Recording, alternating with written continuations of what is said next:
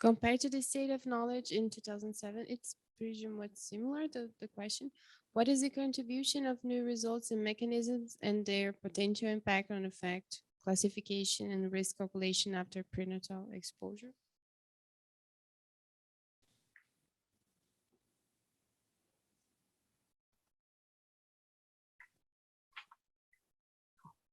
May I? Is there a lot of new knowledge? I think there is a bit, and one was addressed by Richard at the beginning of this session, that we should not just talk about cancer. Cancer is a summary word for a wide range of diseases, and childhood cancer and adolescent cancers, early adult cancer, late adult cancer.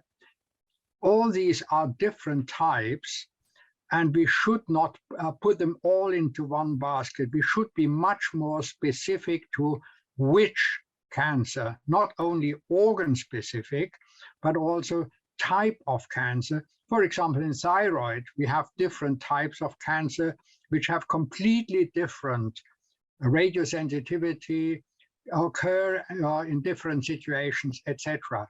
Also, breast cancer is something which is induced in certain periods, but occurs after latencies which have a wide range. Also, one of the great findings of the childhood cancer studies is that in childhood cancers exposed to radiation and cured, they cause a high risk of second cancers. But these are nearly 50% sarcomas. I think the word ICRP has never heard the word sarcomas, but they are the real risk. So one should be much more specific when one talks about solid cancer. As somebody who has been working in cancer treatment research for 50 odd years or more, I've never seen a solid cancer.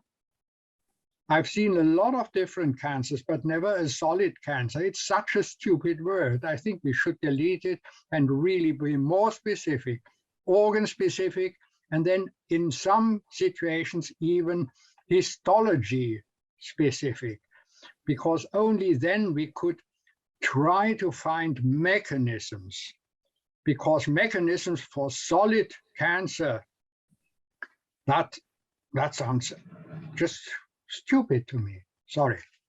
Okay.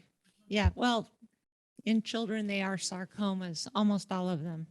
So thank you for that. The only exception would be thyroid, right? Thyroid cancers. All right. We should probably take a break at this point. Oh, okay.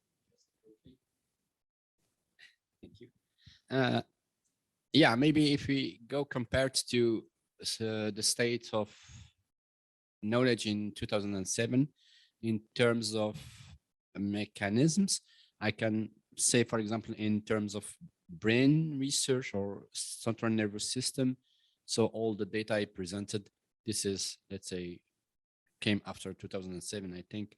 Now the question is similar to the question I asked yesterday.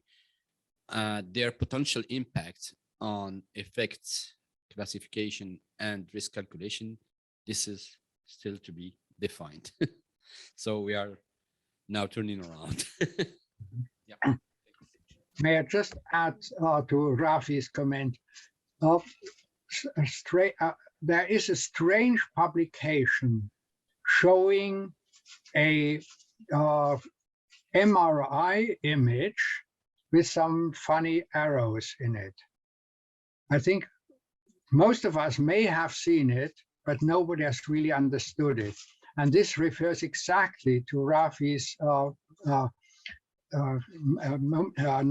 at the moment, because this is showing ectopic gray matter in the brain of one of severe mentally retarded persons in Japan, maybe 50 years after exposure. This sort of knowledge should help to be more specific in looking at the effects of radiation exposure in utero on brain development. Because obviously there are processes going on which have been described by Rafi, which later lead to structural changes in the brain. We've seen structural changes in the brain long ago, but now we have methods to image them. And I think this is something which is new Yeah, that's a since good point. 2007. Well, we could do MRI to look at structural changes, but maybe they weren't discussed at that time in that report. But yes, we can look for arrest of neuronal migration. Mhm. Sure. Thanks. Okay. So with that, we should stop, take a break, and we'll be back at, is it 2:15? 2:15. Thanks so much.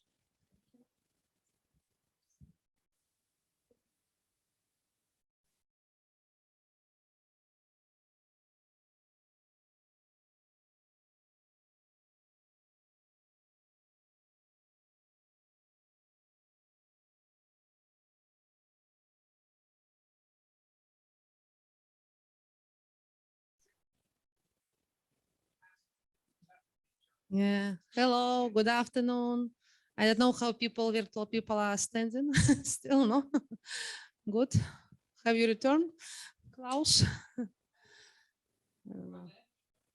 Klaus, Omid, and we have Bala. No, Balas is here. Ignacia. Yeah.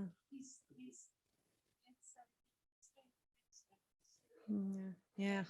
Hello, Ignacia. Yeah. How are you? You're silent, no? Not speaking too much. No? No, I'm okay. Great, great.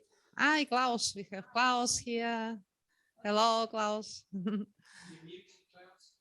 You mute, yeah. But it's okay, yeah, when we walk, we can.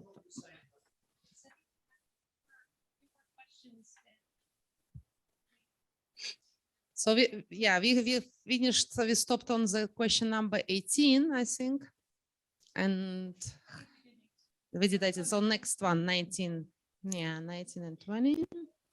So the next question, 19, what are the likely targets for intervention? Does this mean better stakeholder education and IP community training?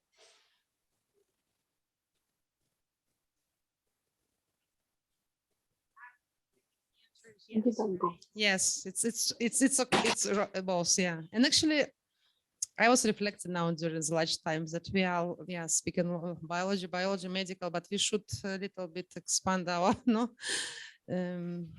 our. Do you know what they understand with intervention? Of course, forbidding taking X-rays for people without asking them whether they are pregnant or not. Of course, that's legally obliged. Well, so this is really more a question for group 4 and understanding. Yeah, number 4. I think we shouldn't. Yeah. The question is there any possibility of intervening with the development of the damage after exposure? This would be the intervention for us.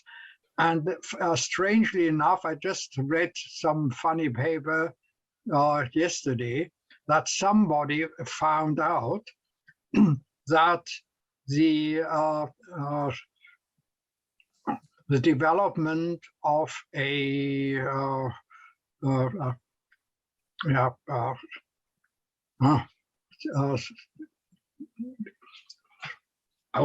old people forget words.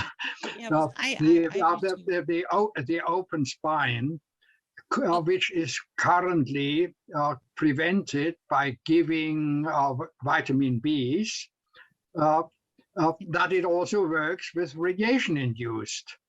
But we don't have this in patients. We only have the development problems in the brain.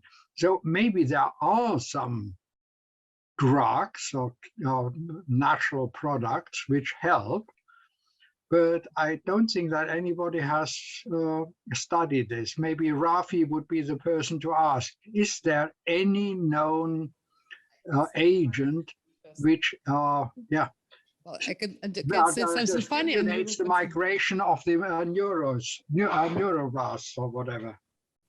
it was before in Sovietic, I think, time after Chernobyl, when people say, I was studied actually many 30 years ago, and they say, actually, ionization effects on water is not the same as alcohol. So if you are consume alcohol and you are alcohol, so it will be not the same. But it was funny. But actually, about juice vitamin, I think we had some studies on complex vitamin A, B, E. I think something like this, like protective. But maybe you know, because I'm speaking about 30 years ago. That's actually the study we want to conduct with folic acid. This is actually is B12, and normally there are some combination with B6 and other vitamins that can even protect more the central nervous system. Yeah. So. But we are planning to extend our study from folic acid to other vitamins. Yeah, I think folic acid is the obvious one, but the others might be. I think one sometimes have to look a little bit to the sideline. That's a good point, because the neural tube defects are not Yeah, neural neuron tube defects migration. are not completely eliminated when women who are trying to get pregnant are given folic acid. They decrease in about 50%, and that's in I think I know that in England that's absolutely routine. A woman says, "I'm pregnant," Right. you get your folic acid. That's a reflex. right. So that's what we know. So yeah, but there's other issues, and we'll maybe have group 4 discuss it. And But radiation protection. I just wanted to comment to your words, Klaus, because you say that you would like to intervene stakeholder education and community. I just want to make Rafi even more busy than he is. Let me finish on this comment to your words, because you say that it's only after education. I would say before, because otherwise you need to educate people to involve them to intervene. Yeah. So next question. Of course, it should be the radiology community, and they are already doing what's needed. That means the first question, if a young woman like you goes to a radiology department, the first question is it likely that you are pregnant? And if you say yes, then they start to panic. So, yeah, there, Klaus, we were thinking, so because we want to see if there are any protection also for the young child using folic acid. And that could be also something for the future, if, let's say, we can give it systematically, maybe during life, then, let's say, male and females will be exposed both to folic acid sufficiently to have good protection. And maybe also following your words, and also about potassium, this iodine protection, because there are studies, then people were given, potassium. I think in Poland there were some studies that when people were given this iodine protective drugs, finally for small children, this doses was too high, and it had detrimental effects, really. So we should be careful also, not only of benefits, but also depending on those, how could be provoked on younger, doses for adults and young people, different. Richard, you wanted? I was only going to direct it to you, actually, Kimberly, because I know that it's one of your pet subjects that you discussed, and that's the whole matter of shielding. um, during radiography, and did you?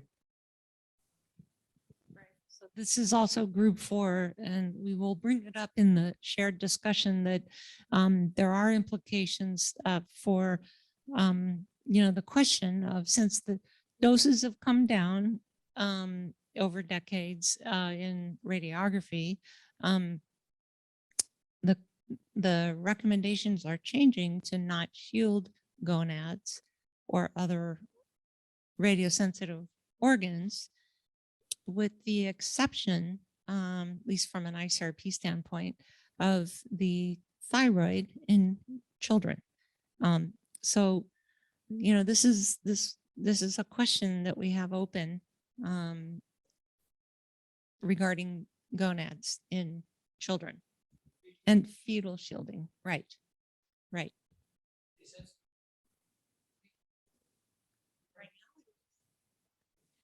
But doses are reduced because of methodology changed, our techniques, tools, but we have increase of frequency of using radiation in medicine. Because now it's like from 30% several decades, now we have like 50%, and now more frequent people are exposed. So it should be balance between frequency in use and doses reduction. So next question, any comments to this? More? Anyone else? Any online people? Okay, question 20. What mathematical models would be useful and how might they be best integrated into a mechanistic framework?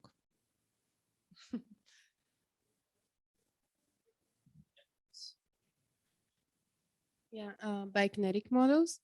Once we need them to internal dosimetry, for example, and if we know that a radionuclide crosses placenta and accumulates in the fetus, we need them to calculate doses to fetuses, and also the dosimetric models associated to the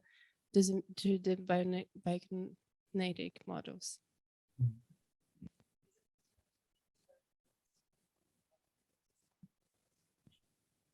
The problem is in the integration with mechanistic framework.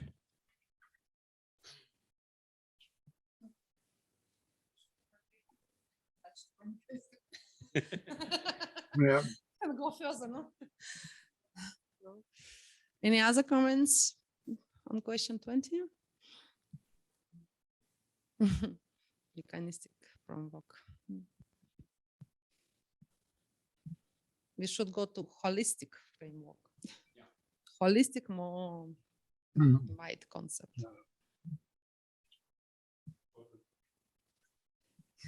Because mechanistic is like pure, like we are doing these experiments, no radiation. I understand. Just for example, I've been working in the project of related to consequences of Chernobyl accident.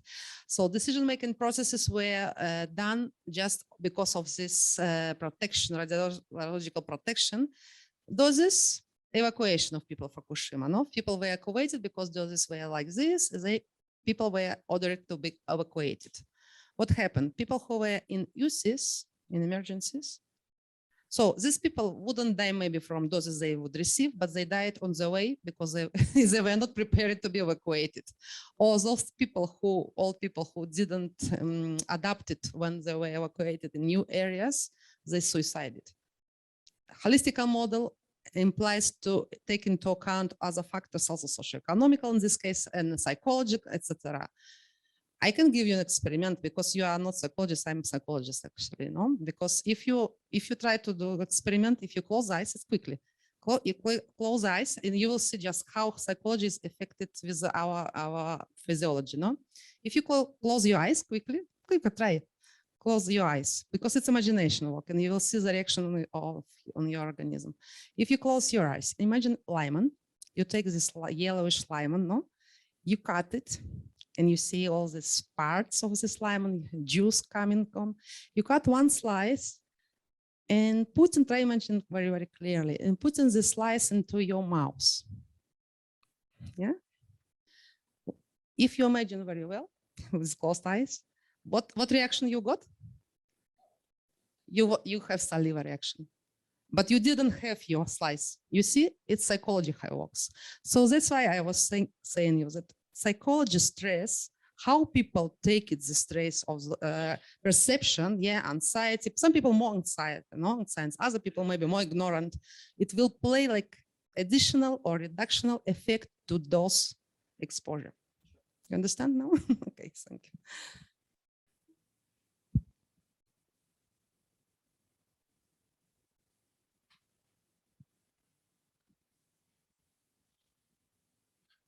So I think these are very important aspects, but does this question is about this one, or is it about mathematical models for the effects of ionizing radiation?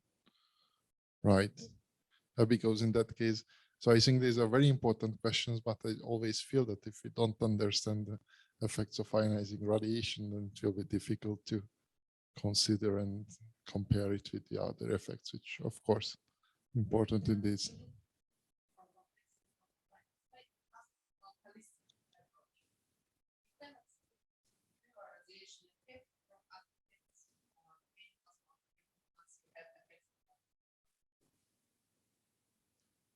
In real world, yeah, that's true. But on the other hand, we can imagine that radiation in itself has an effect. And I think we have no chance to understand the complex effects without understanding the effects of ionizing radiation. So for an understanding point of view, that I think we need it. And mathematical models has the advantage indeed that in mathematical models, you can separate everything from every other thing.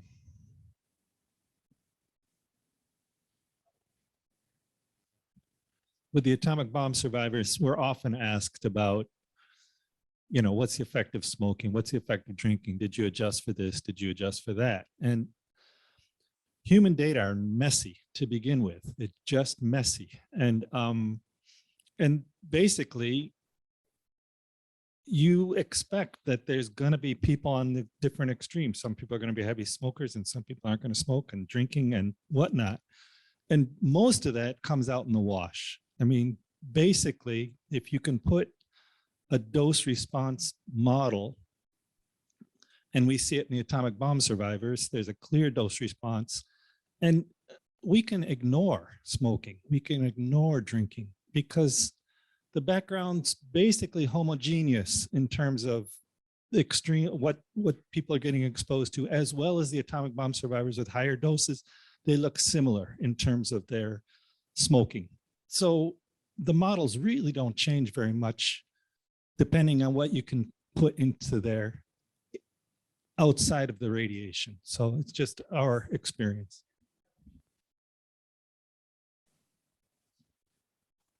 That's right. And I would agree also for high doses.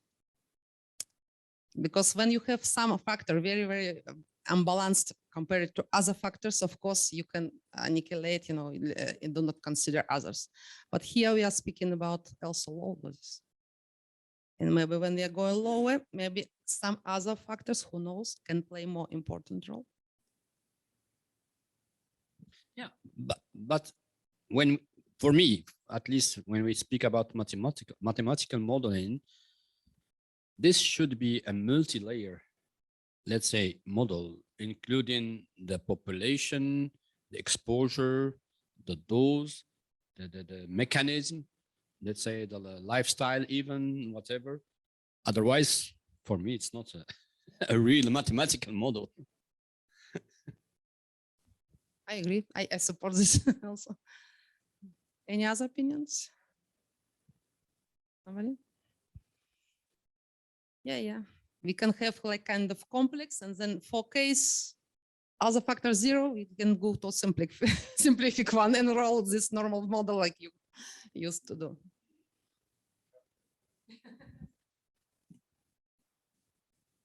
Thank you. So I think the big problem with mathematical models that they are very much on the border between, you know, if you want biology and pure mathematics, or maybe not the mathematical model is the correct word, but at the end, the problem that if you want to consider all the aspects, you will have a huge amount of parameters and you can fit what you want because you don't have enough data. So, and yeah, I did such kind of modeling, and I always felt that from the biological point of view, I always get the that the opposition, that there are too, it's too simple, the model, but I can prepare very complex models with a lot of parameters, but if you don't have data, you cannot do anything. So from this point of view here, for example, I would focus on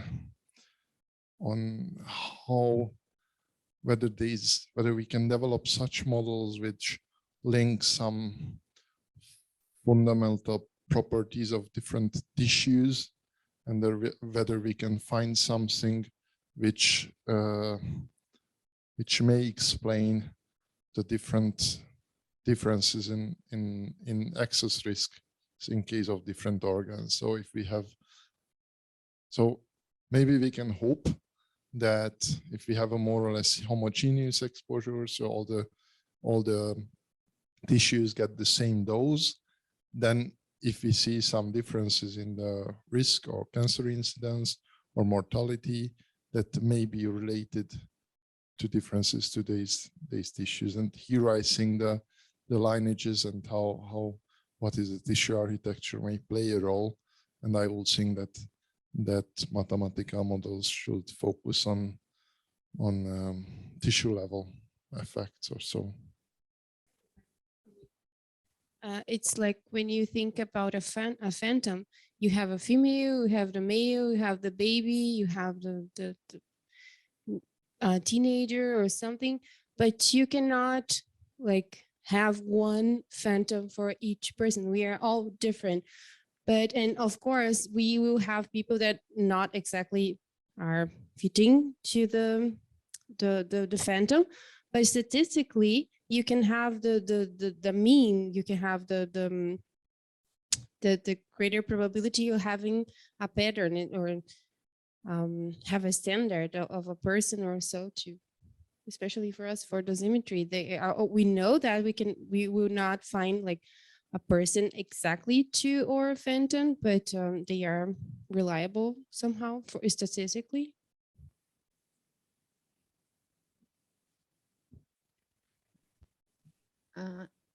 Well, I would still not to follow reductionist model, but you can have it as a base and then have plus factors, you know, if you have parameters to add and evaluate, it would be a plus, or if not, you have this plus uncertainty errors, which would include as a tail everything what we are not measuring, no? And another issue that when you were speaking yesterday, I remember we also were speaking about this, well, it can be also related to this group of individual radio sensitivity or also other factors of individual adaptiveness or resilience. So not all people would different, no, not all, like you say, but they're same, but not the same.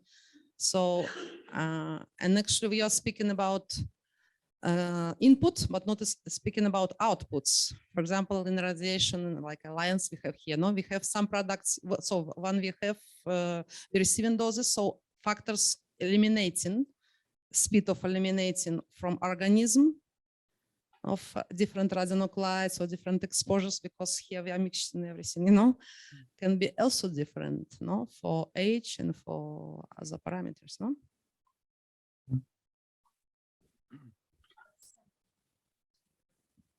I may just say something. I'm very skeptical of all models regarding mechanisms of leading to late effects. Because we just don't have the data. What we have and what we need is input of radiation, and what we then need, good models for calculating dose and dose distributions. Most models are based on mean doses. The first sentence my students hear from me in radiation protection, and in particular radiation oncology protection, mean doses are meaningless.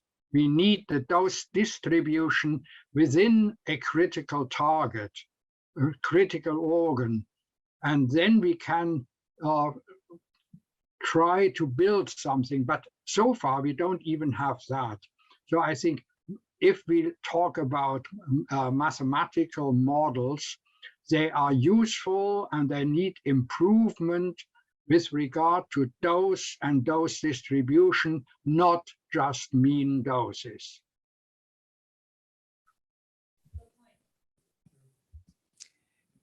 I was just going to make a point. It's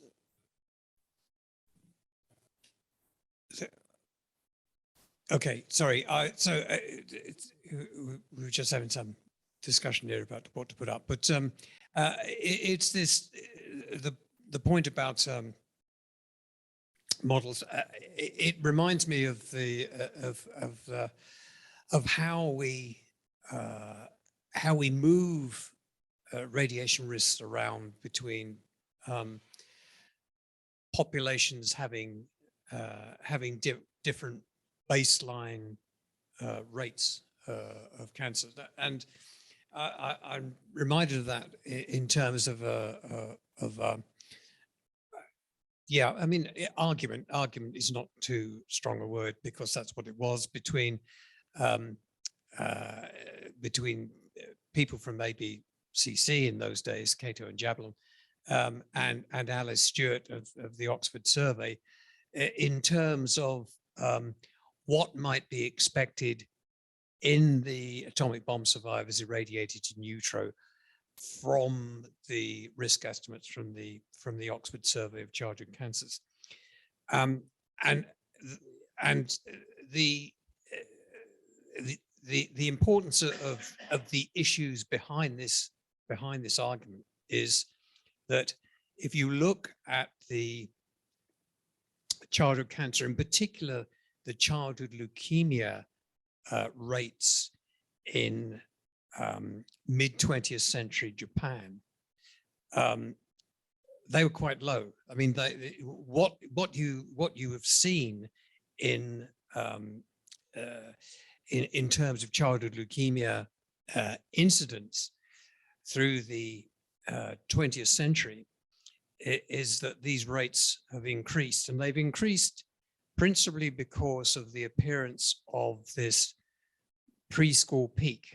What you get in childhood leukemia, if you look at the rates of leukemia incidence by age, is that nowadays, if you looked in the economically developed countries, you see a peak in the under fives, and then it goes down and then up again. But that peak in young children has only developed over the 20th century, and it appeared first in the UK and the USA, and then later in other countries as they economically developed. But in the mid 20th century Japan, which is obviously relevant to childhood leukemia in the atomic bomb survivors irradiated in utero, there was no peak in young children. It had yet to develop. It then developed in Japan in the latter part of the 20th century, but it was already there in the UK, which was where the Oxford Survey was based. So the point is, it actually matters if you're comparing those two populations, whether you move the absolute risk around or whether you move the proportional risk around. And what was being done when these arguments were taking place in the 1970s is that it was the absolute risk that was being compared. So it's just the added risk that was found in the Oxford Survey and moved across just that added risk into the bomb survivors irradiated in utero. But the background rates were different. So these factors do need to be taken into account, and not only is it important in those sort of comparisons, but it's also important in terms of risk estimation in terms of background factors, because if you move the proportional increase around rather than the absolute increase, you are making an implicit assumption that the background risk factors affect the radiation risk. That's what's implicit in there. So again, it comes back to the mathematical models that we were talking about, because there has to be some sort of assumption, and it's made in radiological protection in 103, in the recommendations in publication 103. You have to make some sort of assumption, and it's usually pretty naive based on ignorance, about how the background rates of cancer affect the radiation increase risk.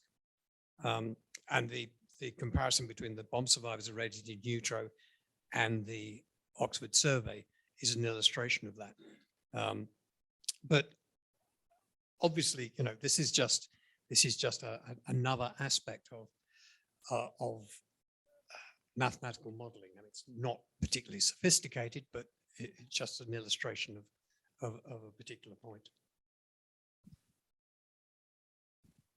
Yeah, the other point that I realize when I read the literature is I have to be careful to understand that we need to update, for example, the childhood cancer, look carefully at the childhood cancer rates and make sure we understand whether we're looking at incidence or mortality, because, you know, mortality is so much lower now. So we have to be careful when we're looking at that. And you know, survival is so much better, and we need incidence and not, mortality.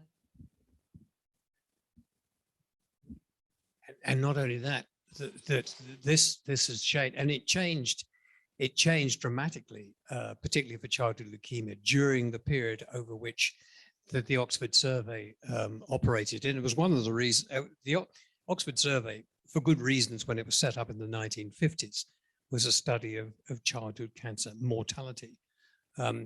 Because in those days, childhood leukemia was almost invariably fatal. When the Oxford survey finished in the early 1980s, things had changed dramatically.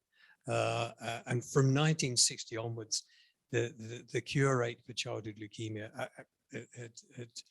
had miraculously improved. And now we're looking at 80-90% in countries with developed healthcare systems, of course. So it's echoing what Kimberly said. It is important that we look at incidence these days, because the mortality rates have altered so dramatically and gone down as survival has increased. With all of the complications and long-term issues that they have, though, you know, second cancers, etc. And what about prevalences? I mean, not only cancer, but thyroid hyperthyroidism, etc. We need also to check maybe prevalences, no?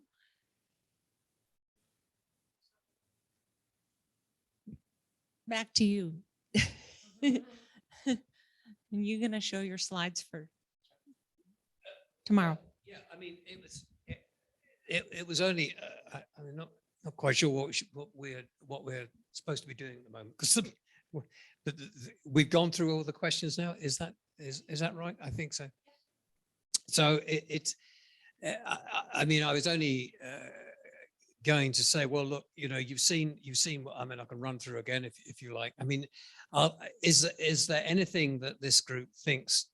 I mean, bearing in mind that tomorrow we're going to be making a presentation to the ERPA Congress, who are clearly not experts in this particular field. So it has to be reasonably general. And what I had tried to do in these slides is just pick out some issues of that might be of interest to a lay audience, people who are not experts in this field, to give them a flavor of we are doing in this particular aspect of task group 121,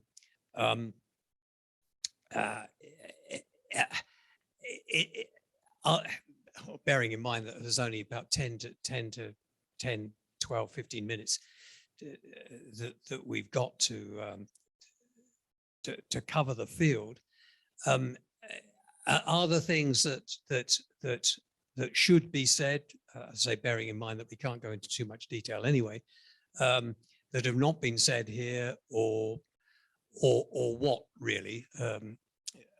I mean, perhaps I should just sort of go. Ooh, can I do this? Go. Can we go to one slide? Are those of you online? Can you see that after? Can you see the slides?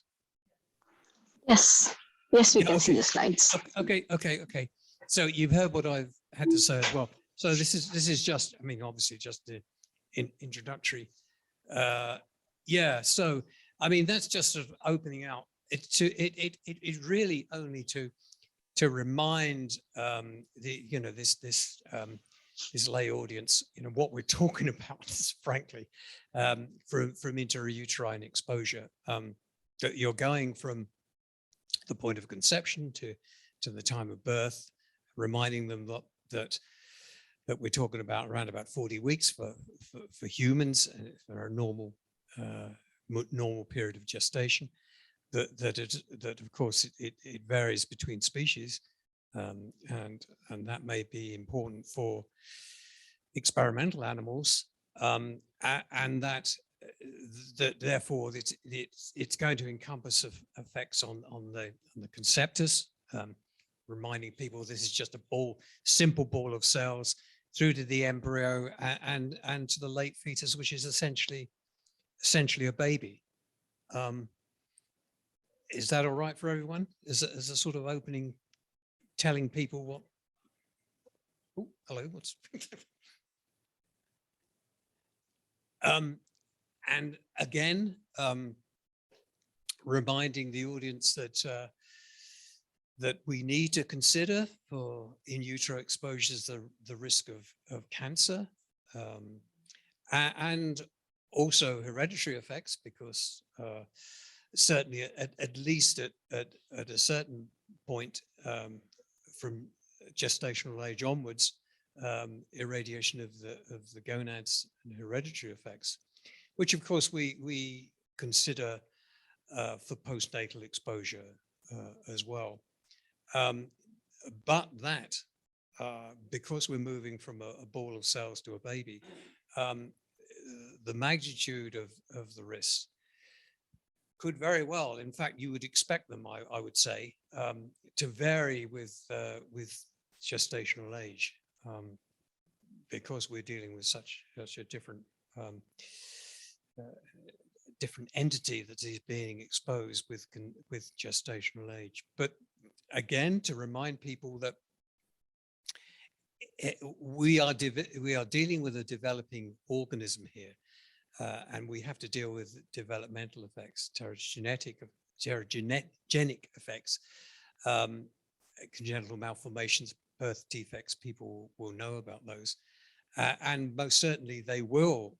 These developmental effects will vary with gestational age, organogenesis, and all the rest of it. As an example, severe mental retardation and IQ score, but other effects, lethality, and as you move through gestational age, the threshold dose for spontaneous abortion, miscarriage, stillbirth will increase with gestational age.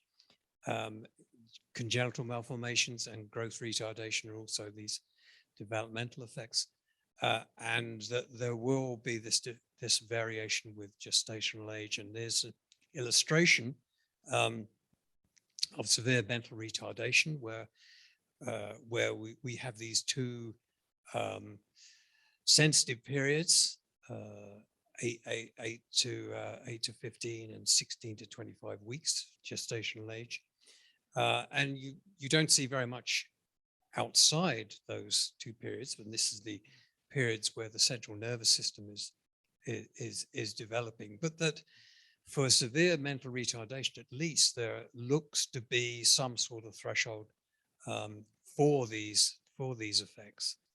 But when we move to IQ score, that perhaps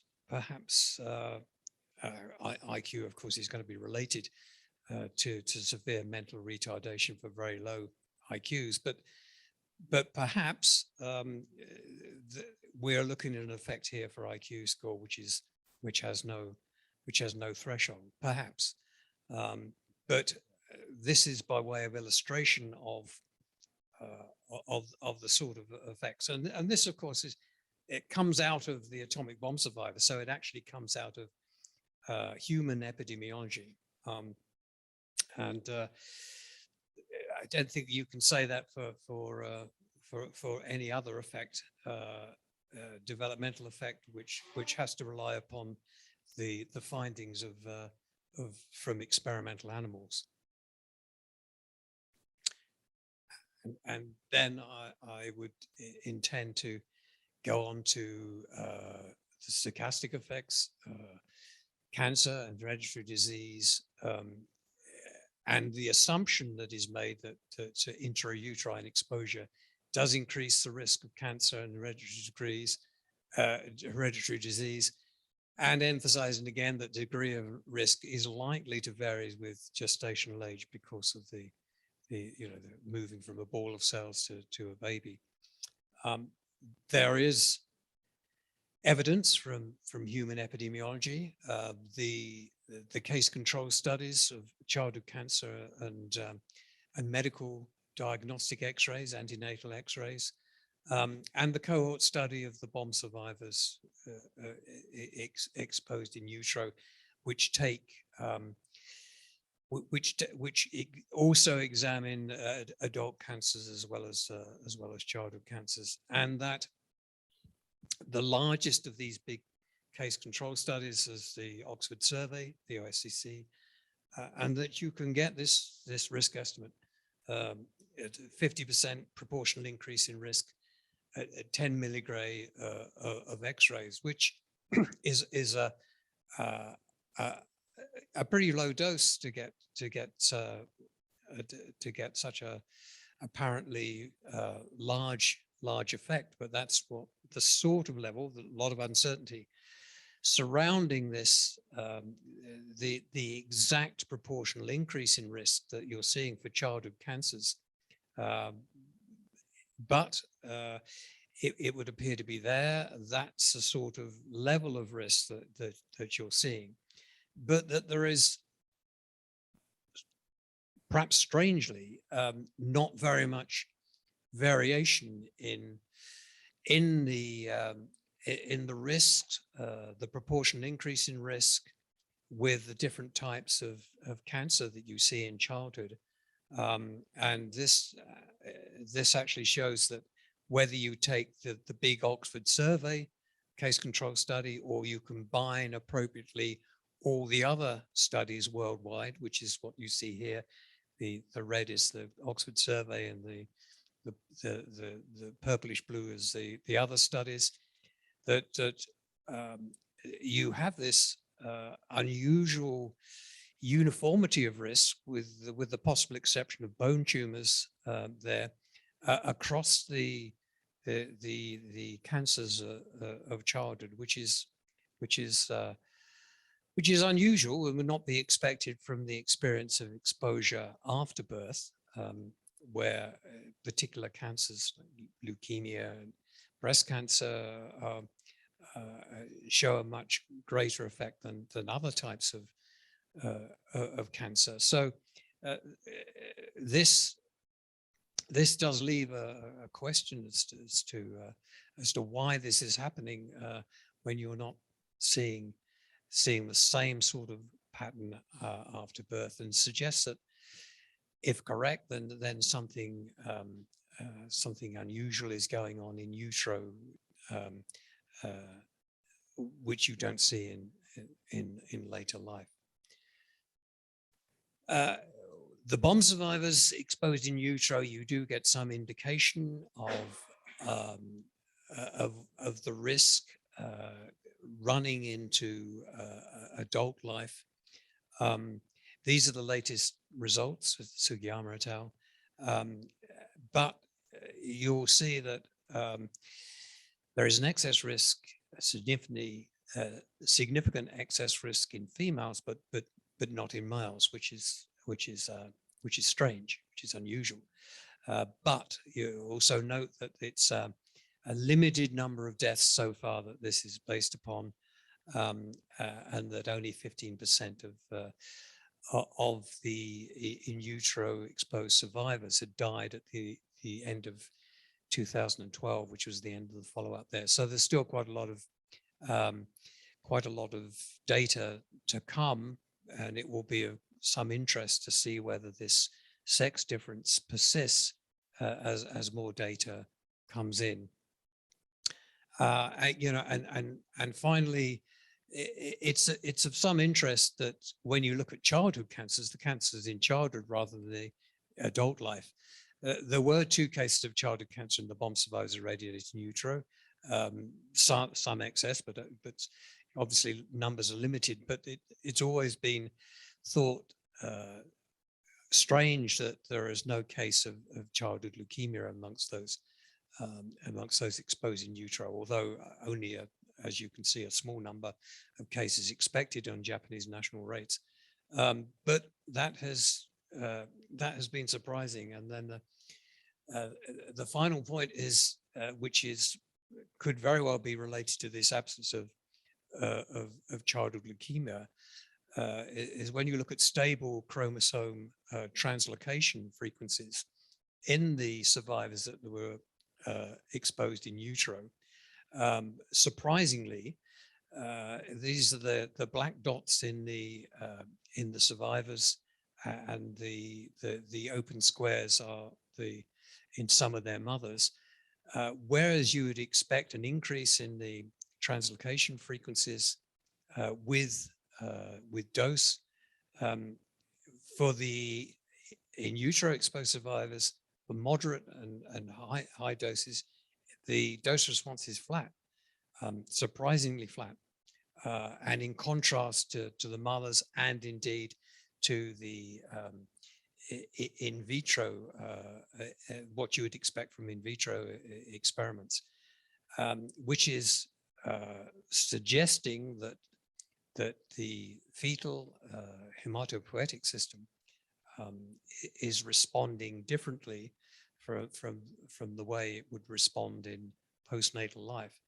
And that seems to be a very important point, probably related to the risk of the apparent absence of risk of childhood leukemia in these survivors. And it's certainly something that needs to be cleared up, and in particular, whether this effect persists some way into postnatal life. So that's what I was intending to illustrate. And we also have a couple of other people that have submitted abstracts. It's in the brochure. We have Vadim Chumak and we have Stefan. Sorry, you're talking. And that's at 11:15. So what we have now is we have time to be opening discussion, but I think what we should do instead is to put, like, each of us think about, I don't know if we should write it on a piece of paper, write it on a Word document, top 3 things that we want to put forward from our discussions, top 3 questions, top 3 answers. What do you think? For group B, yeah, just for group B, not group A, not group C, not group D. But what we've gotten from our discussion so far, they can be in the form of questions, they can be in the form of statements, they can be in the form of redoing data analysis like we've discussed. I think we should summarize in 3 to 5 statements or questions. What do you think? So we each take some time and do that.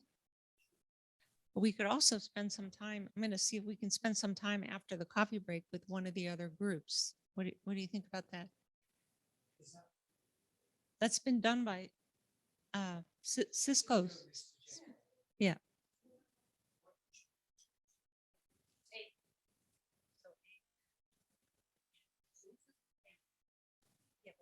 Which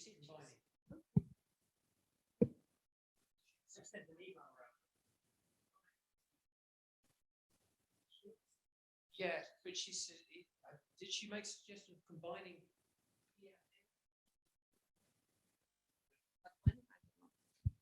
Well, and actually today we're discussing how to do review in their group. So it's practical question we should also discuss. I think. Yeah.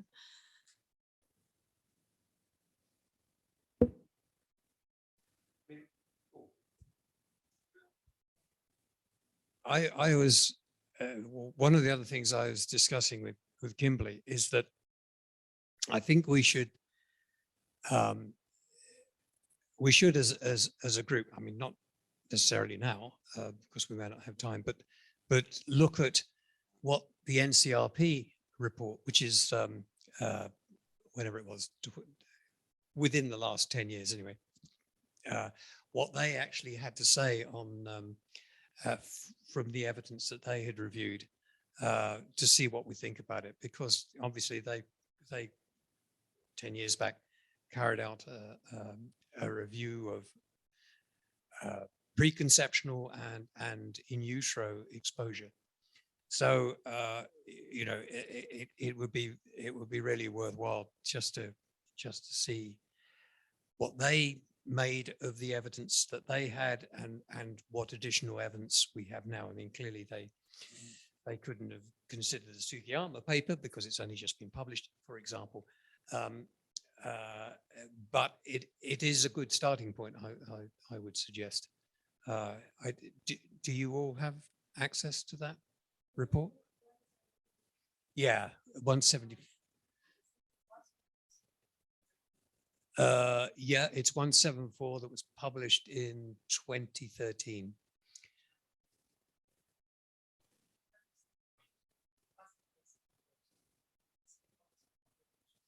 Did she say that? I don't know.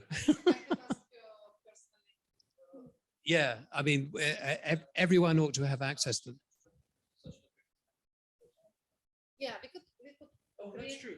That's true. yeah, because we can split later review, not everybody reviewing. Yeah. Yeah, we have to share. Somebody will be doing ICP report. Some maybe who are more wondering this or more experts in this area will be reviewing these topics. You know, we should. Yeah, I would create this Excel file, but we don't have now access. And I don't know if we should wait or we will create now. I don't know if we create now our own drive or we will wait when we return home and you give us access. Yeah, but we don't have access to it.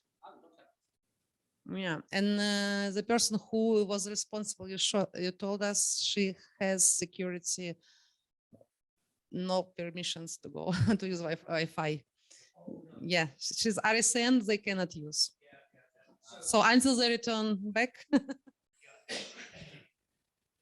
Sorry, we were just discussing access to a OneDrive which contains documents, but Idana,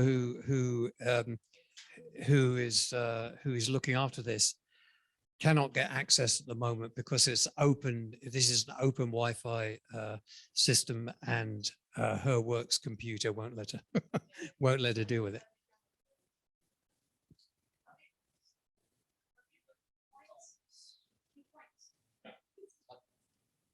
We can go around just starting on the second. No, Richard, you can start. Well, I've already done mine in the slide. Yeah.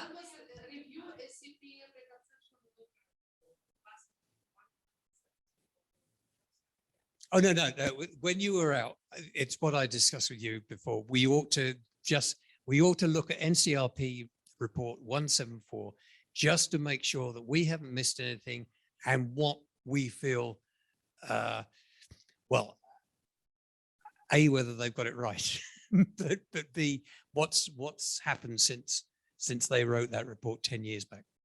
Yeah. So that's just a general point and when you came back and we were just discussing access to the OneDrive and why Adana couldn't actually get access to this here. Well, you know, I think the business of that, the translocations, it seems to me to be pretty important. And this is Nori Nakamura's group really who kicked this off. And there's a whole story behind that. And he's done, they have done animal experiments looking at various types of cancer. And they've confirmed the hematopoietic system, the flat rate there, which again is quite important. So there's something going on there, which I think we need to understand.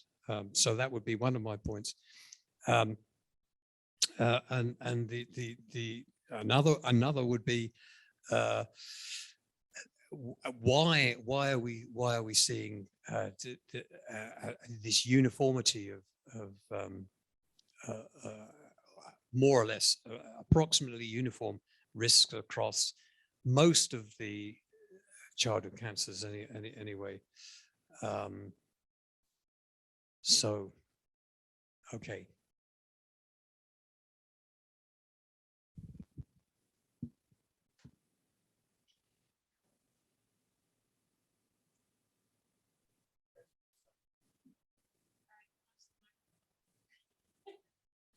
Okay, another point. We spoke about cancer, but what other effect, non-cancer effect, and which target molecular? I think about epigenetic signature or functional effect. Yes.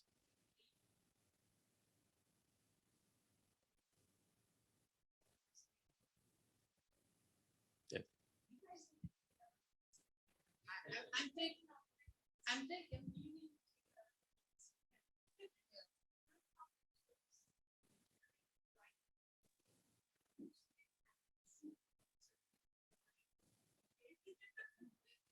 I'm just copying you. I don't know, but I can already start.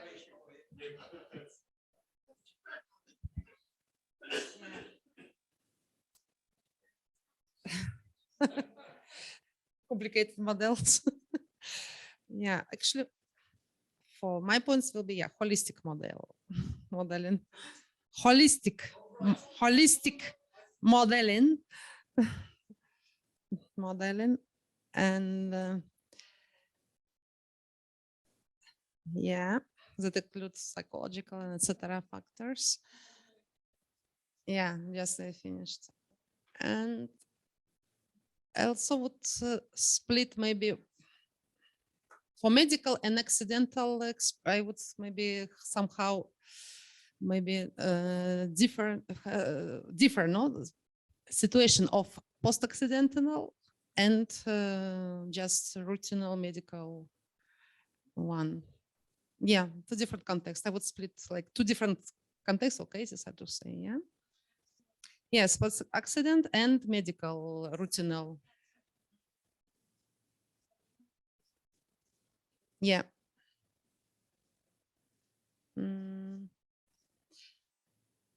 And I would include, if we may, during our working group, to perform some kind of stakeholder views collections on their maybe point of professionals, but also general public. I would say if we could perform kind of study, if it's we allowed to find maybe any gaps that we do not, they are not covered by current scientific studies, but they maybe could be important. Gaps of important radiation effects that we are not covered by science by now.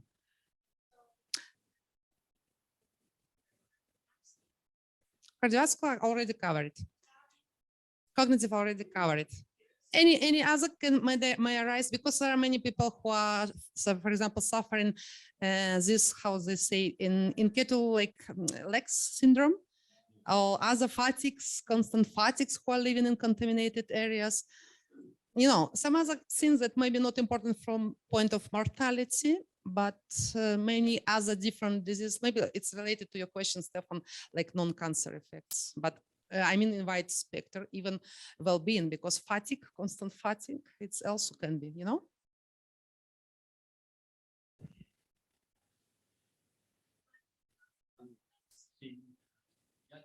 These are not what you mean. These are not social effects. It's not social. It's well-being. It's your fatigue, mental health, Mm. fatigue. Mhm. It's not, you cannot measure, but people are Yeah. complaining. Yeah. So we have always permanent fatigue while in a contaminated area. Mhm. And maybe who are more this kind of not well-being, because health now includes well-being concept, you know? Yes. Yes.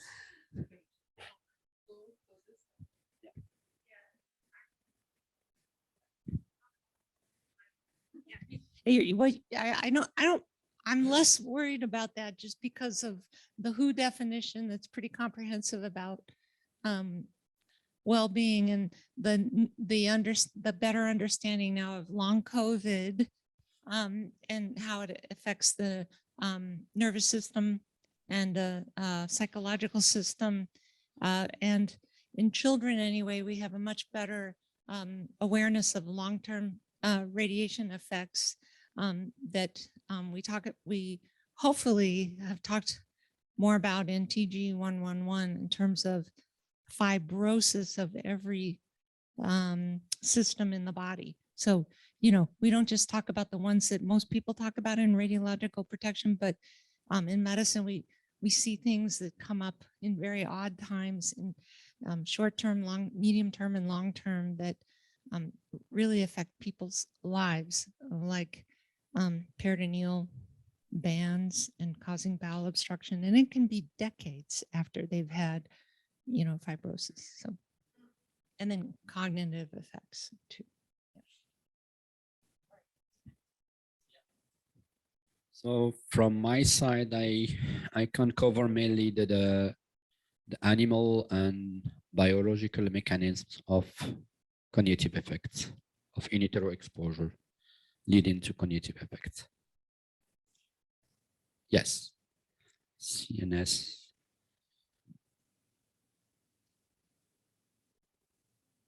Yeah, in animal studies.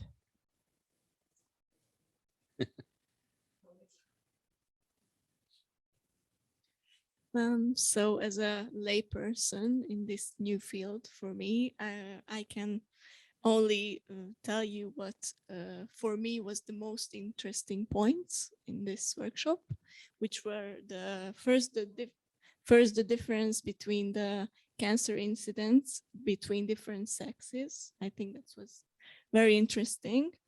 And also the in the animal experiments, when you gave folic acid supplement, I think that was also very interesting. Maybe that could be investigated further with different supplements, maybe. And also the psychological effects and how we could separate stress factors and separate the effect of non-radiation effects and radiation. Yeah.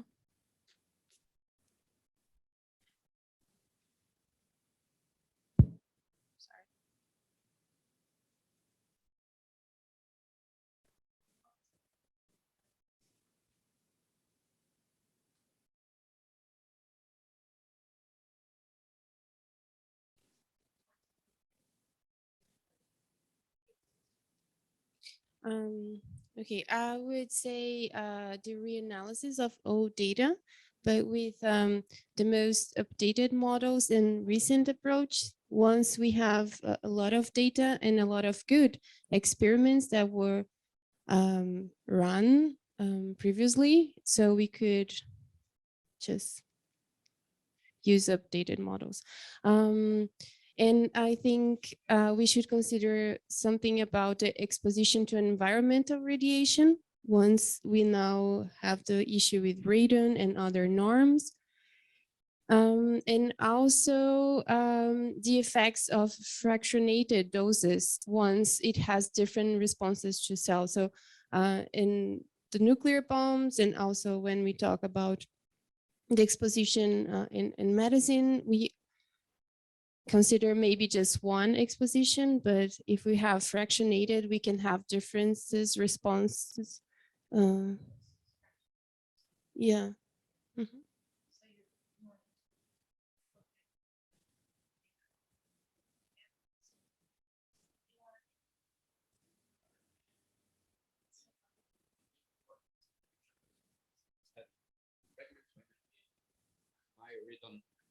There's new studies on pregnant women on high radon level regions.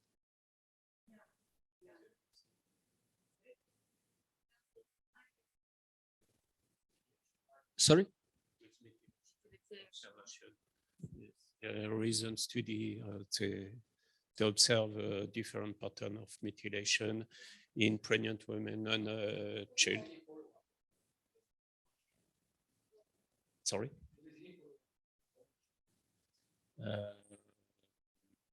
Just immediately to the. Oh. Yes, sorry.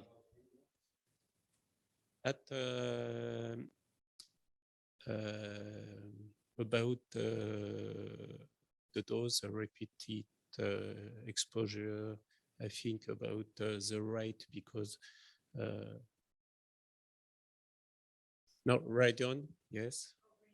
No, I think just before the rate, the dose rate, because when we have to compare a result, some experiment was based on low dose, total dose, and over on low dose rate, and it's very different. It's like chronic exposure and acute and repeated for the same total dose. If you compare between different dose rate, the result can change. Yeah. Yeah.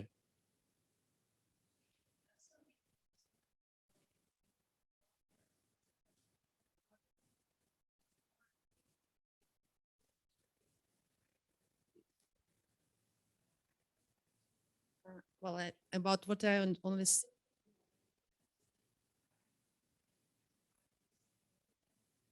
but in radon, yeah? You mean radon or?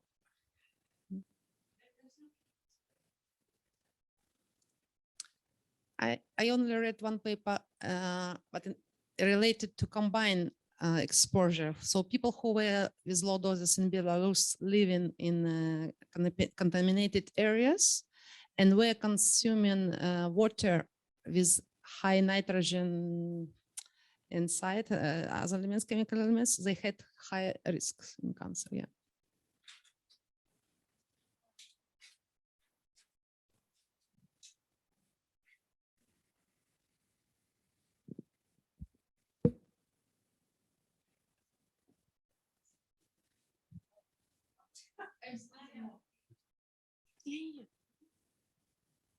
Yep. For me, there were very interesting points which are related to the differences, which we don't expect.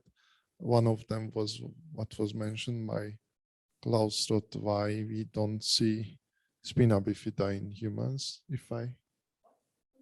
Spina bifida. That. Oh, sorry.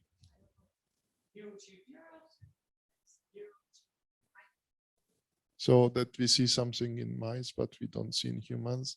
So yeah, maybe And maybe it's related, or I think that's a very interesting aspect in that case, that while the genetics may be less different between different mammals, but the development and the environment, Uterus may be different. So that's something where I will be interested whether we can find an explanation. And the other one is related to what Richard said on the uniform cancer risk in different organs, but except the bone. Yeah, so I think that's also an interesting point. And so we always have the problem that we have very little data. So if we have something surprising and striking, then I think if we can explain that, that can be informative to all the other things.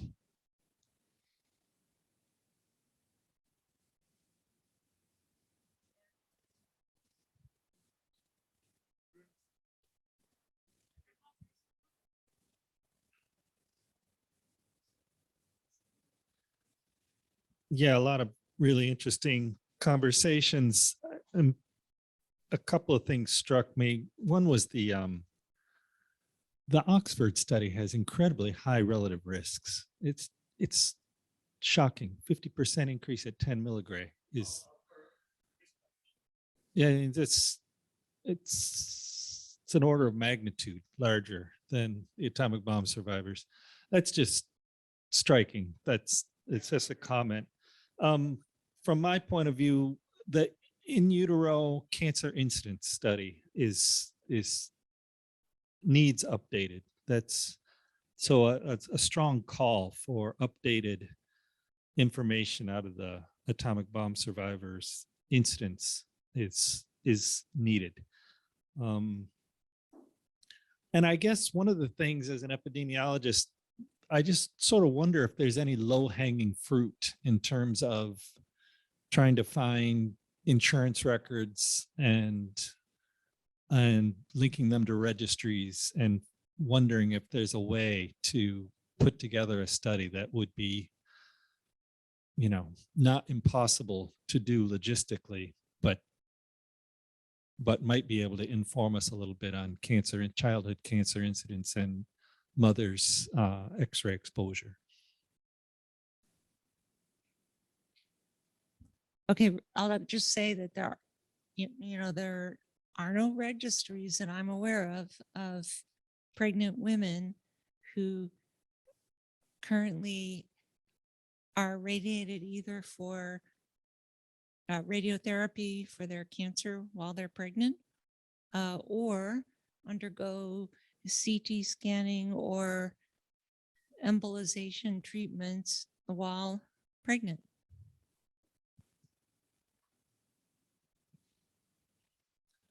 As Richard said earlier, you got to be careful with medical exposures.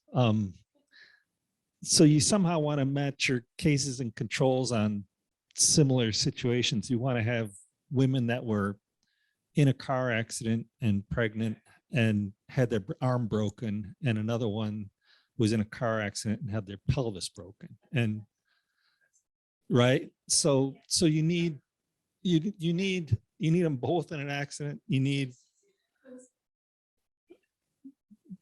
And so if you could come up with the medical records to do that, insurance records to do something like that, then you might be able to put something together.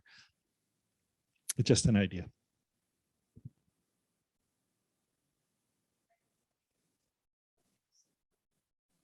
Are there comments from the online viewers?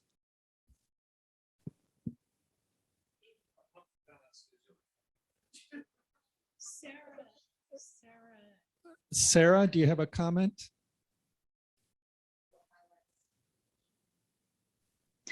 Hi, good morning. I'm here to learn, and unfortunately, I wasn't able to attend everything from the beginning because of the time zone difference. So I just want to thank everyone for the phenomenal presentations. And if I have to comment on something, I'm familiar with the NCRP 174 document, and something that they do mention about occupational exposures specifically for radiation workers, but it's very limited. So if it's something that is in the back of my mind, maybe thinking how we can expand a little bit more on that. So give a little bit more focus, because especially here in the US, we have a lot of nuclear sites still operating. For example, Los Alamos, where I work, we have pregnant radiation workers, and we have plutonium work here. So it's in the back of my mind that the NCRP report 174 didn't touch too much on the intakes and the radiation doses for these pregnant radiation workers in the nuclear industry. Other than that, I just want to thank everyone once again. Thank you. Yeah, it didn't have much on the pregnant women workers at all. And it didn't talk about, I mean, yeah, I mean, there's the Trinity study, but I don't think that has much about it either, about local people. Go ahead, Sarah. Do you have anything? Yes, I was clapping. I was just agreeing with what you were saying. And it is something that I see on the daily work here, that the pregnant radiation workers, they get sometimes misinformation online, and it would be yes, yeah, important to have an official document from ICRP that yeah. the world respects and says, usually if we have an incident, the doses are very small and there won't be a major impact on the dose, the radiation, the internal radiation dose in utero. Right. So yeah. Well, after coffee break, we are going to combine with group D so that we can look at the implications, potential implications of what we're reviewing, these systematic reviews that we're going to be undertaking over the next few years. So it does have an impact. So we'll certainly be thinking about that. Iggy, do you want to say something? Hi. Yes. We just finished actually our in utero exposure study, and we hope to submit it within this month for publication. And we did exposures for the entire gestation period from day 0 to day 18 at 0.05, 1 milligray and 20 milligray, and as a positive control, 20 milligray. And then as a positive control, we also had 400 milligray per day for 18 days, all during the gestation period. So our results show that we only have life shortening at 400 milligray per day. The low dose rates, we did not have any significant effects, and there was no change in the tumor spectra as well, except for the 400 milligray. We had a lot of ovarian tumors at the 400 milligray. Iggy, unfortunately, we missed the values you told us. Could you repeat the values? The dose rates? Yes, the dose rates, please. It's 0.05 milligray per day, 1 milligray per day, 20 milligray per day, and 400 milligray per day for the entire gestation period in B63F1 mice. Okay, thank you very much. We're just finishing up the data. And yeah. So, and Yes. is only the 400 milligray per day that you see effect? That's what you say? Yes, 20 milligray, because our numbers are lower now, the number of animals that were examined compared to the original lifespan study. So 20 milligray maybe, but not so clear. It's not significant in our study, but maybe if you increase the number of animals, maybe, Yes. but Yes. not, yes. But at least I think, yeah, you may see some neurological effects, because if I see 20 milligray per day times 10. Yes, Yeah, times 18 days. Yeah. I mean, let's say for compared to our study of day 11, it makes, let's say, like 200 milligray. And I think it's still low to see some neurological defects. Yes, but because it's a lifespan study, we could not do behavioral testing for the animals because it will affect Yes, yes. our data. So in the next study, we will be doing behavioral studies. Hopefully, yes. But I agree with the 400 for sure. You will see a lot of change. Yes, they are also very small. Yeah. And what we there's I don't know for human babies, but we have metabolic changes like insulin insensitivity, for example. They are really fat. Ah, yeah. And do you see some, let's say, malformations with the 400 milligray? The 400 milligray just delayed. With the earlier study, it was just delayed bone ossification. Yeah.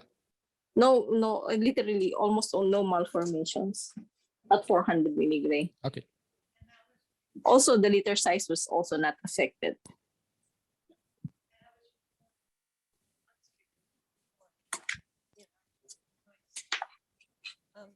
Ahmed, did you want to say something? No, actually, I was happy to hear that there are metabolic changes. That is very good news. Yes, but that's 400 milligray, not for the low dose rates. And did you see any inflammatory is it possibility to measure inflammation? Because this is a topic that missing actually as a neuroinflammation and inflammation. Because these are all the mice are all, it's a lifespan study, so there's no intermittent necropsy. So we cannot detect it because they're all dead.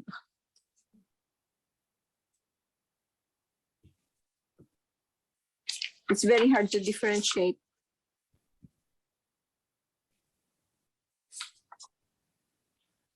Other points that we've missed?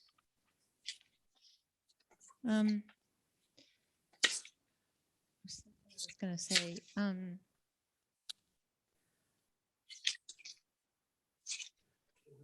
yes. It's just on the just this aspect of human epidemiology these days. Why the Oxford survey was so successful is because in Britain back in the 1950s, 60s, 70s, about 10 to 15% of pregnancies underwent antenatal X-ray examinations. So you're generating, if you take the whole country, you're generating big numbers. These days, I mean, I was just looking at, it reminded me of the Ontario birth cohort study, Ray et al. So yeah, I mean, that's going to be updated, but frankly, I don't think it stands too much of a chance, because in the Ontario study, 1991 to 2008, so they had 1.8 million mother-child pairs, but they only had 4 childhood cancers of the exposed mothers, and I can't remember the exact numbers. Most of those were head CT scans, which didn't actually deliver much dose to the abdomen. So there's so little going on these days, and that's the whole of Ontario for a good few years. That the different, the distinction between trying to do these things these days, and in the mid 20th century, when antenatal X-ray examinations were par for the course, it's a real problem. Well, I'm going to disagree with you in terms of what's being done in terms of abdominal CT scan in the United States, because we have data. I tried to show it to you very briefly, and it is being done. Now, if it's a physician's, now this is the unethical part about this. If it's a physician's family member, they're going to get an MRI. If it's not a physician's family member, they're gonna get a CT if we need the answer acutely. And if it's a possible, well, they may need nephrostomy tubes, they may need an appendectomy in America. They may need a lumbar puncture, you know, for whatever, whatever. So, I mean, we have data on that. We know that it's, I think I told you it had doubled. So we are still doing it. I see it. I get images sent to me. So, I think we can look at that if we had the data. I mean, Rebecca Smith-Binman is looking at it. Yeah, okay. It's not going to be anything near what you had.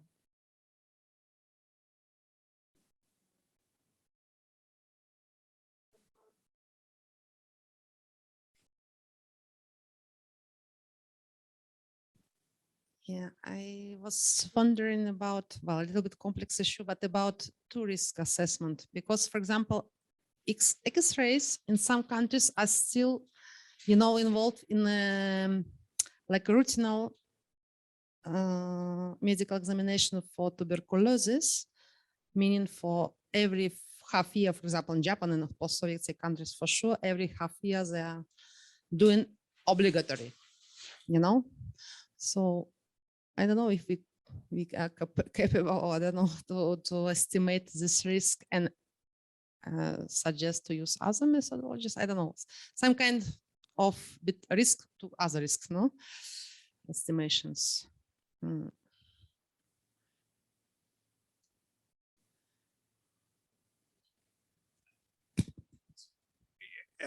Only the risk, the proportional increase in risk per unit fetal dose in the Oxford survey for sure is high, 50% at 10 milligram. Of course, that's high. Interestingly enough, if you look at the leukemia risk model, the BS7 model coming out of the LSS, the lifespan study, for those exposed in infancy, for the risk of leukemia in childhood is around that level. It is the prediction is an increase in risk of about 50% by that sort of fetal dose. However, I have to say that although that is a model based on the LSS, going down to those low doses for the lifespan study is pretty much of a stretch of the imagination, because all the childhood leukemias that occurred in the lifespan study were they received high doses. So you're making quite a bit of an assumption in there, but that's what the model says. And if it's right, then just for leukemia, not the other cancers, you are getting comparable risk estimates for childhood leukemia for those exposed in the early years of postnatal life. I'm not sure if I believe it, but that's what the model says.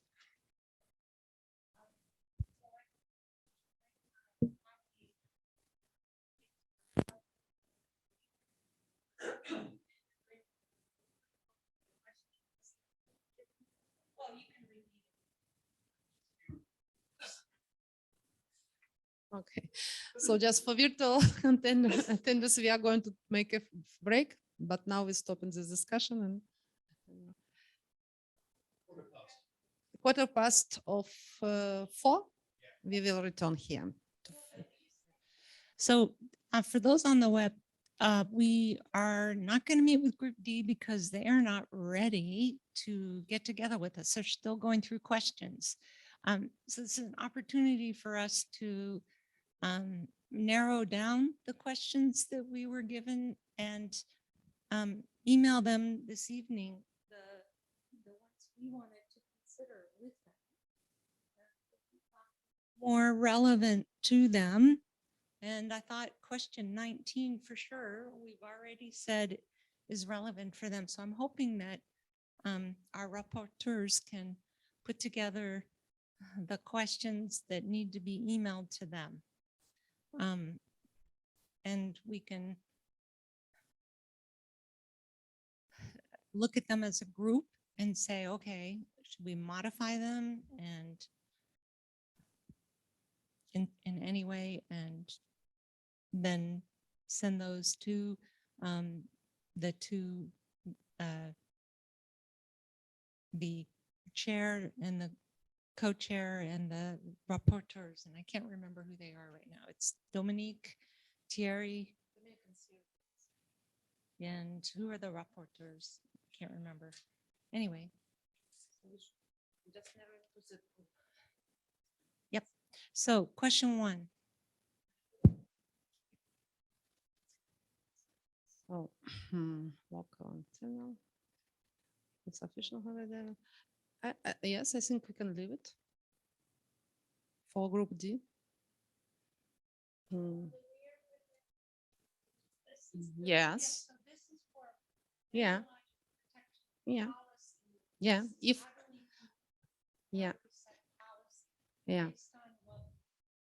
Actually, policy normally are based on evidence, epidemiological evidence, scientific evidence studies. So if we do not have this sufficient epidemiological evidence, they wouldn't create policy.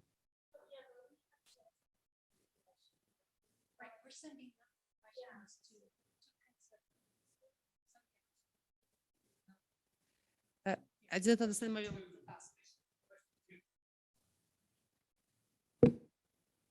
2 must be what? Maybe I lost the task. So you wish to choose questions that they will respond to these questions. So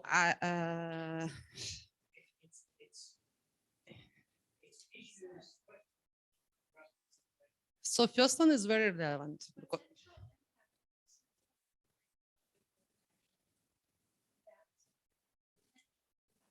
Yeah, yeah, yeah.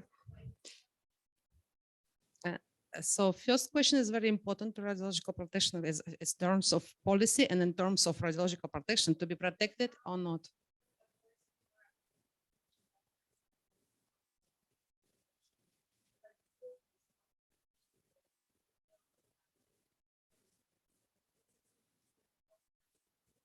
No, no, no. I've been in the area of radiological protections all these years working actually. So, and you need information conclusions from epidemiological studies to create policies. Otherwise, you will not create any policy. You know, but otherwise, how you will create radiation protection? So it's important to know if there are any evidence from statistical studies. And from these conclusions of the studies, they would create policy. For example,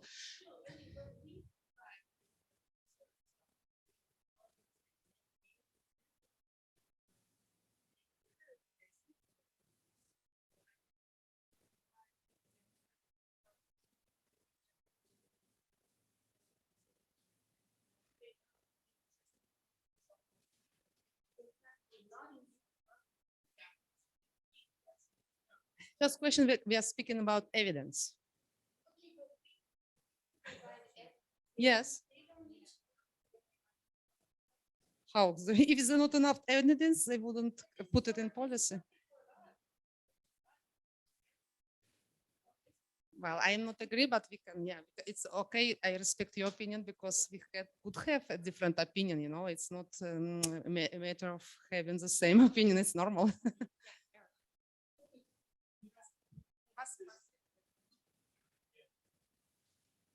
When we went through this the first time, Richard, you just said no to Q1. But in my opinion, there's fairly strong evidence in utero exposed for deleterious effects, long-term health effects in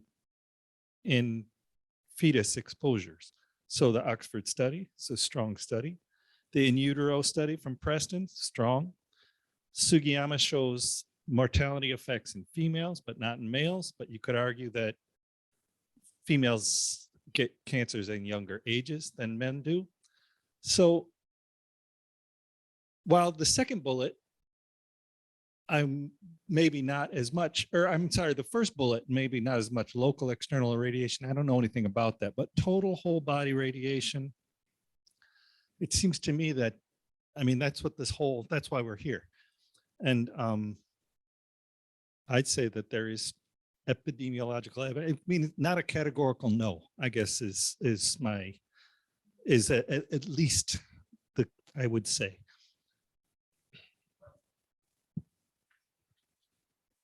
I'm not going to disagree with that. I think my no was the word sufficient, because because of the issues I've suggested. I mean, so do we have sufficient epidemiological evidence for fetal exposure in terms of cancer? I mean, why are we seeing essentially all the childhood cancers raised to the same amount? And as you noted, by the sort of level that apparently is being suggested by the Oxford survey and presumably by the other case control studies. So my problem is this real, or is this related to the medical exposure problems that I think pervade the whole of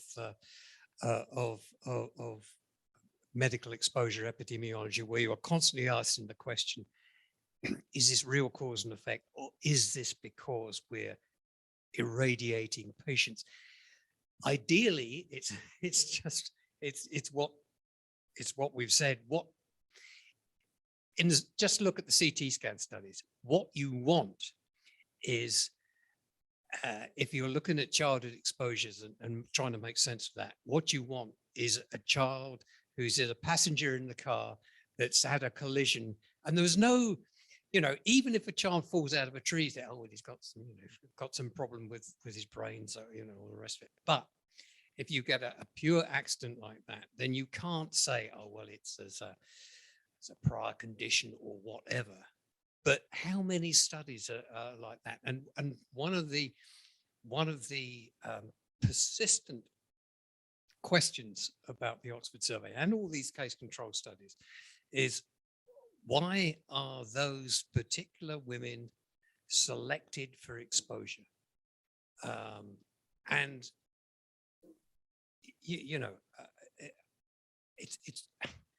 it's very difficult, if not impossible, to actually get around that problem. It seems to me. I mean, of course, the bomb survivor cohort, irradiated cohort, I mean, they were in the wrong place at the wrong time. I mean, there are other problems, as we know, the end of a long war and all the rest of it. But nevertheless, they weren't selected because they were, they had particular medical conditions. So, it gets around that,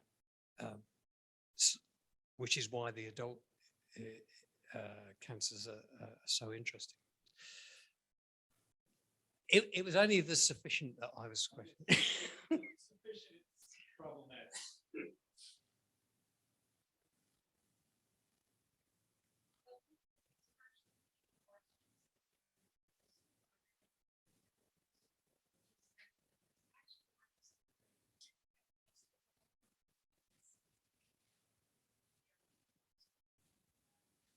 Yeah, so Richard and I just took a quick review of Group D's questions, and they seem spot on.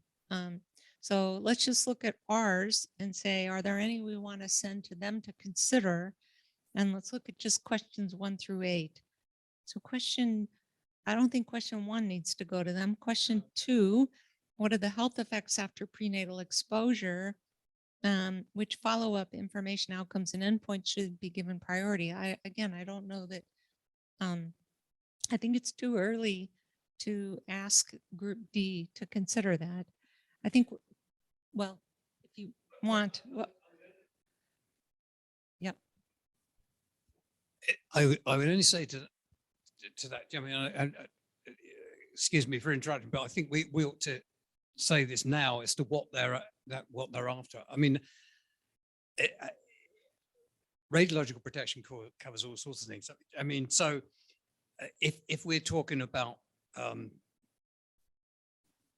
second primaries after treatment for cancer, you know, that's one thing because that's a high dose. But are we concentrating upon low level exposures, for example? So that would bring in IQ, for example, that we've been talking about. Is there a threshold? Well, yes, but this is in relation to what D is about, and that's why you know question 2: what are the health effects after prenatal exposure at a low level? Well, is IQ something?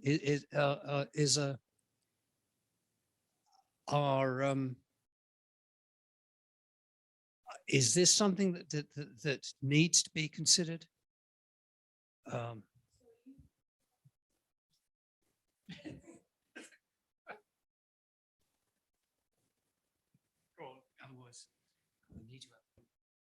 So would you like to ask to them more about the low levels of exposure? Well, it's up.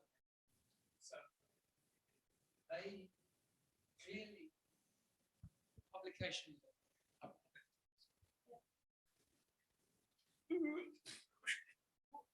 Yeah, I know. I mean, publication 103 obviously is directed towards low dose rates. So if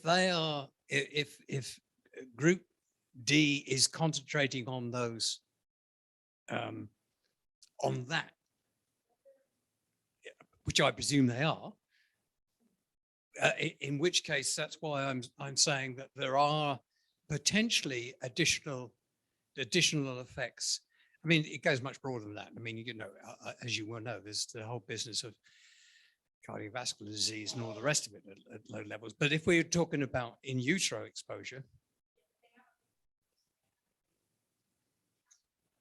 yes, I know. So IQ, that's something that's come up. Yeah. So what else?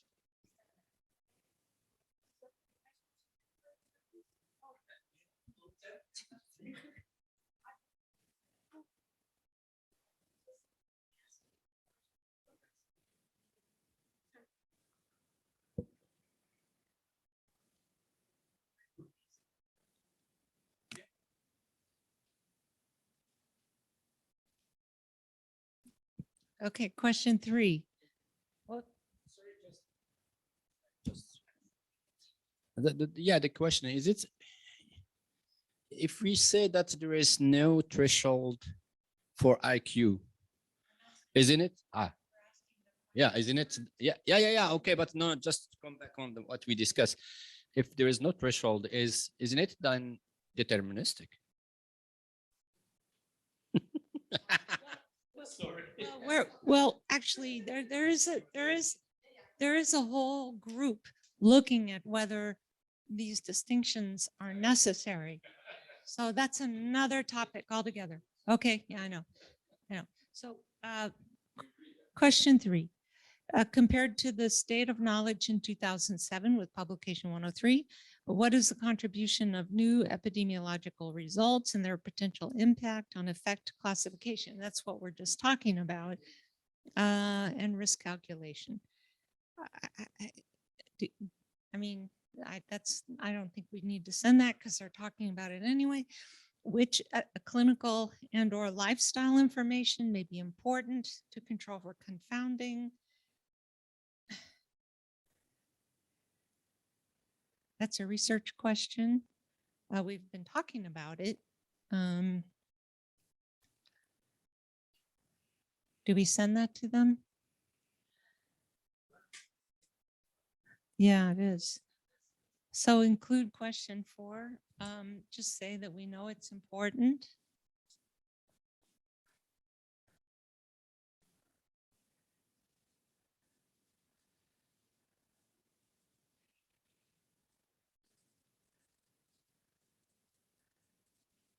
Okay, question 5. Which biologic samples? We've been talking about that. I mean, no. Question 6, dosimetric information and assessments. Which ones would be likely to be informative? Okay, we'll send that, which again, that's a research. That's more of a committee 2 question.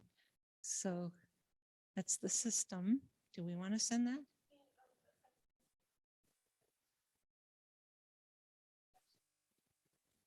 Okay.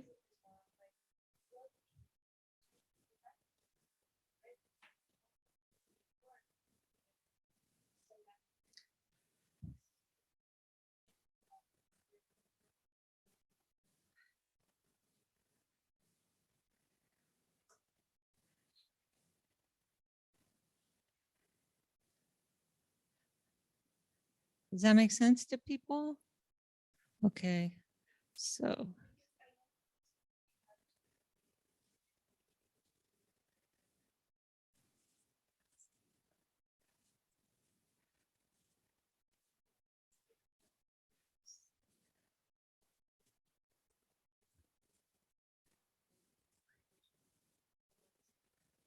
Okay.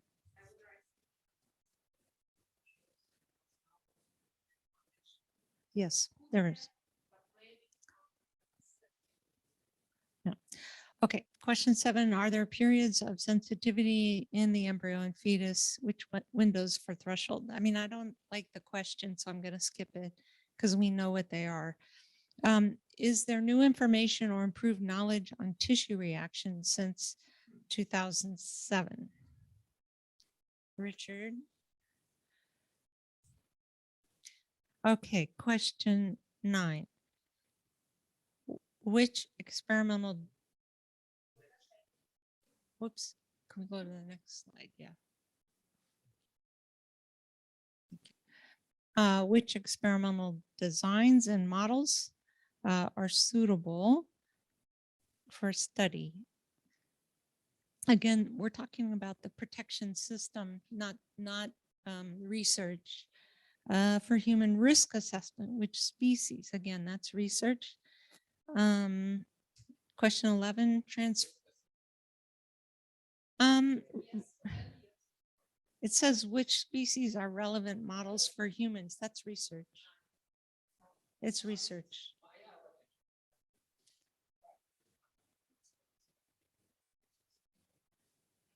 Well, I think that when you're, yeah, it depends on how big your umbrella is. Yeah, I don't know. So you want to send that to, I think they've got a lot of questions. If you look at group D's questions, they've got a lot of things to try to answer, but okay, we can send 10.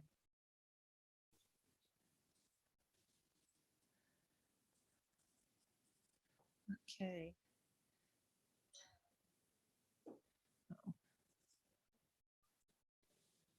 Okay, transferability. Oh, okay, and 11. 12, which endpoints and or surrogate markers are likely to be most informative? We talked about blood spots, organoids. So we talked about different things. Again, that's, to me, it's research. So I wouldn't put it. 13, what are the experimental strategies to investigate dose and time dependence? Again, that's research. 14, what should be the duration of follow-up? You know, it sort of blurs the line between research and epidemiology. So once if they're humans that are exposed, you know, you could say it's our radiologic protection if it's animal research. Yeah, so I guess that's a 14. So I guess we should send that to them. Right. Of course, yeah. I know. Remember, the RP system has 3 pillars: science, practice, and ethics. Or, so 15, which organs should be studied? That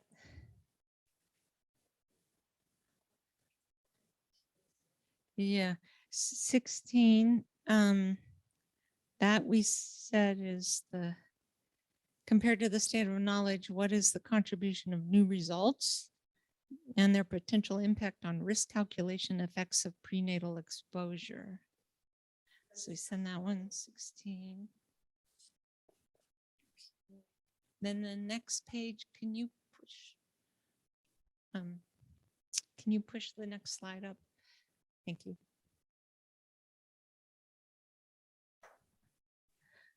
Okay, what are the driving mechanisms that should be expected to improve understanding of radiation-induced effects?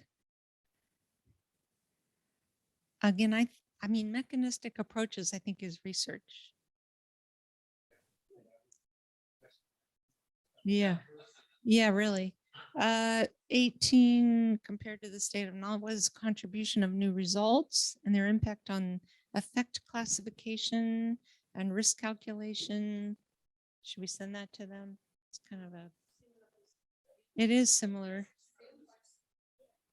So we don't need to send it because we've already sent them. All right, send them number 19. We decided earlier we would send to them. We'll say 19 and 20. The mathematical models, again, that's research.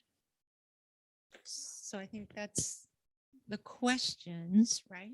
Unless you, I was just going to say that mathematical would be useful.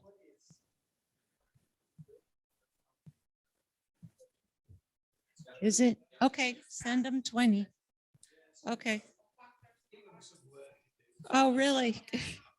Oh my gosh. Okay. Yeah. All right. What are we missing? Anybody?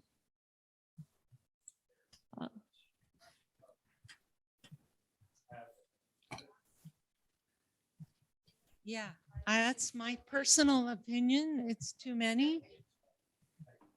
All right. Richard?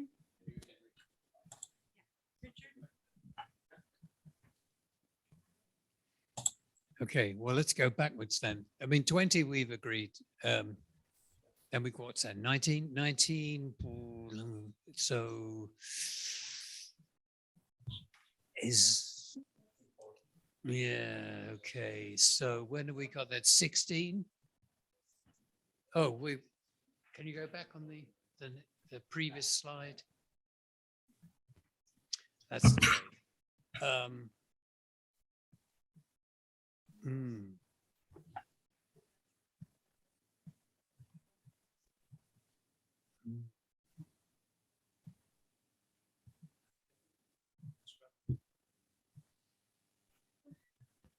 I'm not sure if 14 is relevant because that's, I mean, we're looking at lifetime. I think we can skip 14. 11 then? Is that more of a research question?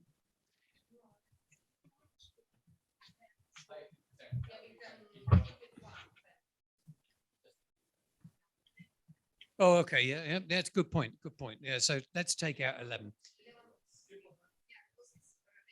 So then we got 10 and then, oh, that's already removed. So then we're just, so can we go back one more slide? And then we can see, thank you. 6 is what? And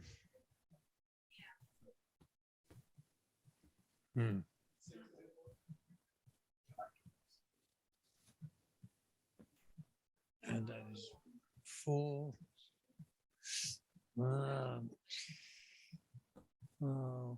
We have to do that. So what are we, 2? So we keep 4.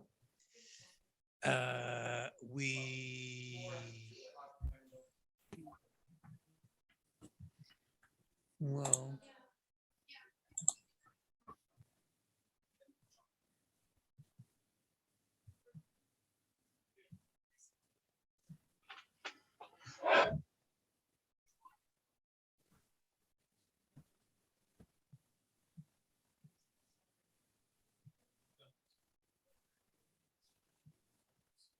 yeah, I guess so.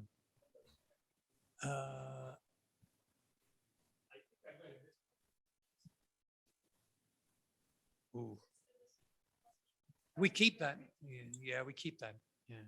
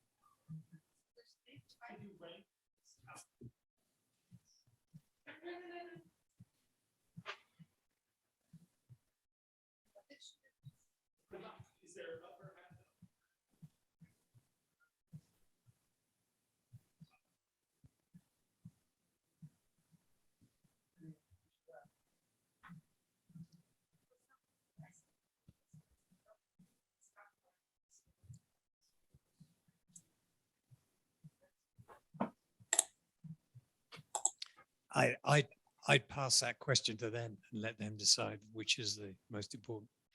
That's their job.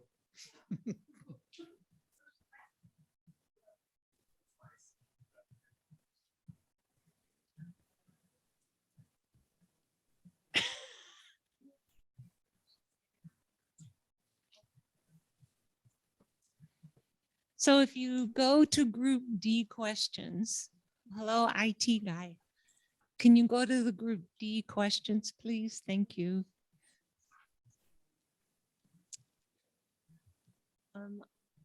Yeah, there we go. So if you look at the questions that they were given, yeah, they were given that's the exact same question, question 1, that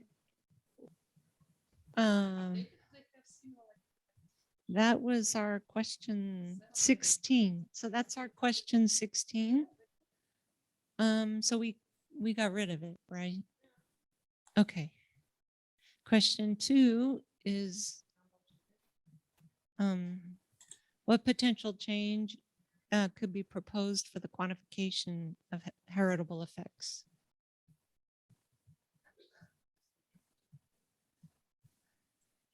Agree.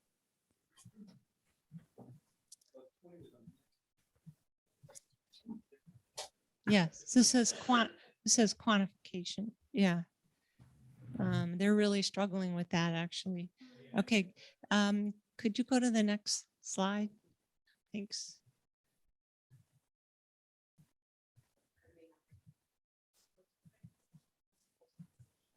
Yeah. Yeah. So new scientific results. So this is, yeah, question 16.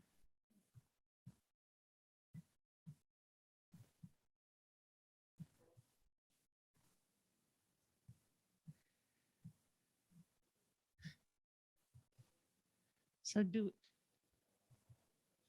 right. So yeah. So do we need question 20? Do we need?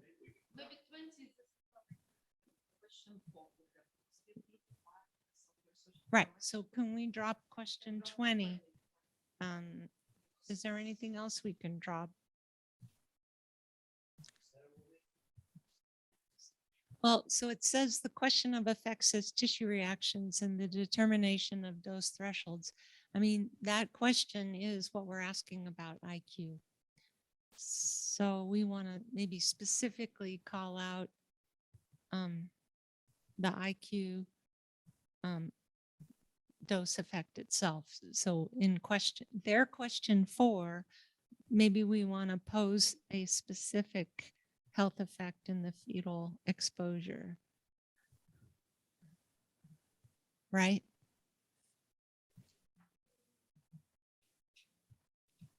So we're sent.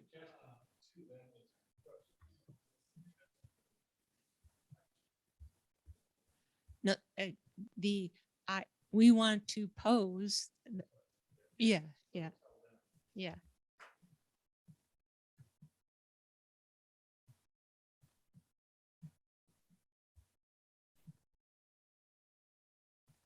All right, next slide. Thank you.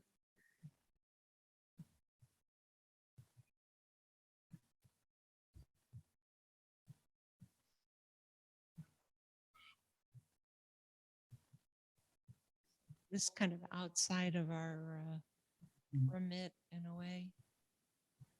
6, 5. What about?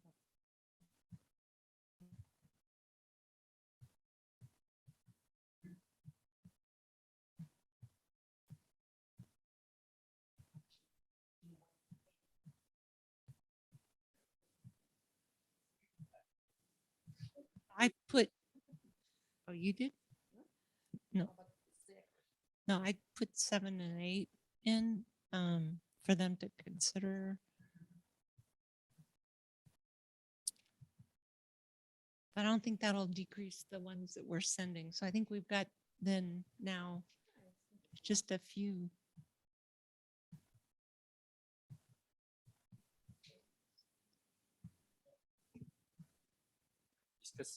For Q7. We discussed. Yeah. So that's.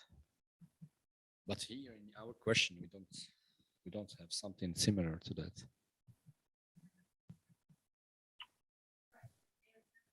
They're covering. Yeah. Okay, now what? Is that it? So what do we got? We got, is that the 1, 2, 3, 4? Got 6. Yeah, we dropped one out. So we just send them those? Yeah? Okay. A decision has been made.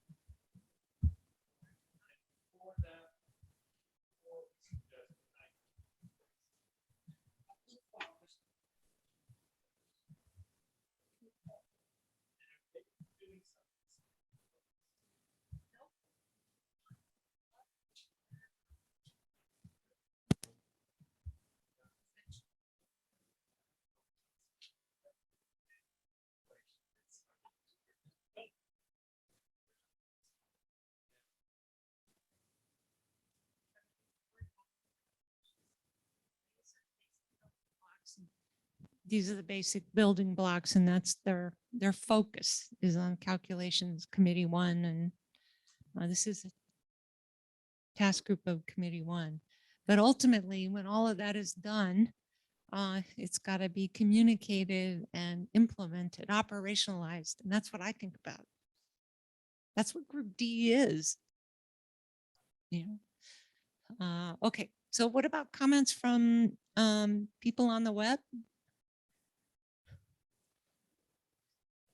Yeah, they're there. They're just muted. Yeah.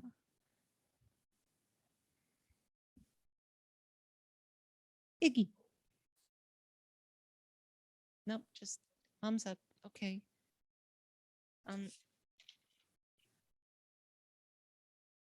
So, I mean, we have about an hour to start thinking about some other things like what, I mean,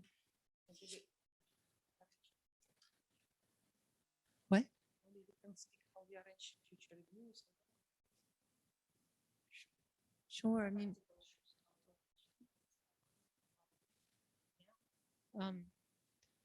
mean, tomorrow we have a little time in the morning.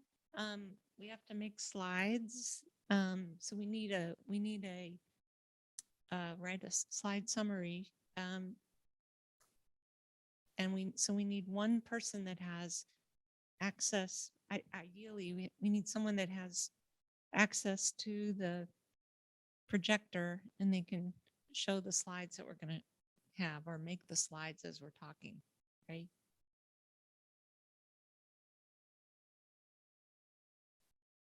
That would be the rapporteurs. We need somebody who can be thinking about making our slides for the presentation to the 4 groups, to the whole groups.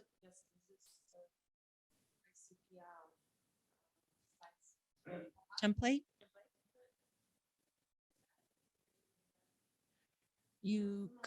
I don't think so. It's his computer. Why don't you ask him?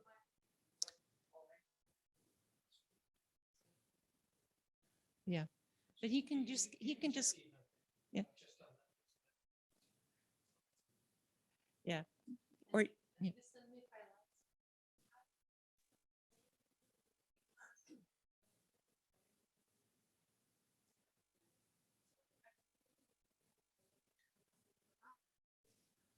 Okay, so that will be one thing to be thinking about.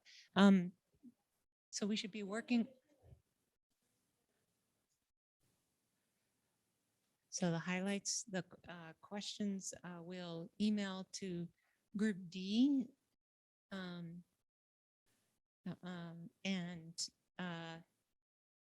the other thing we want to do is we want to have a special issue in one of the RP journals. And Richard, I think one of the thoughts is, why don't you say something about that? Well,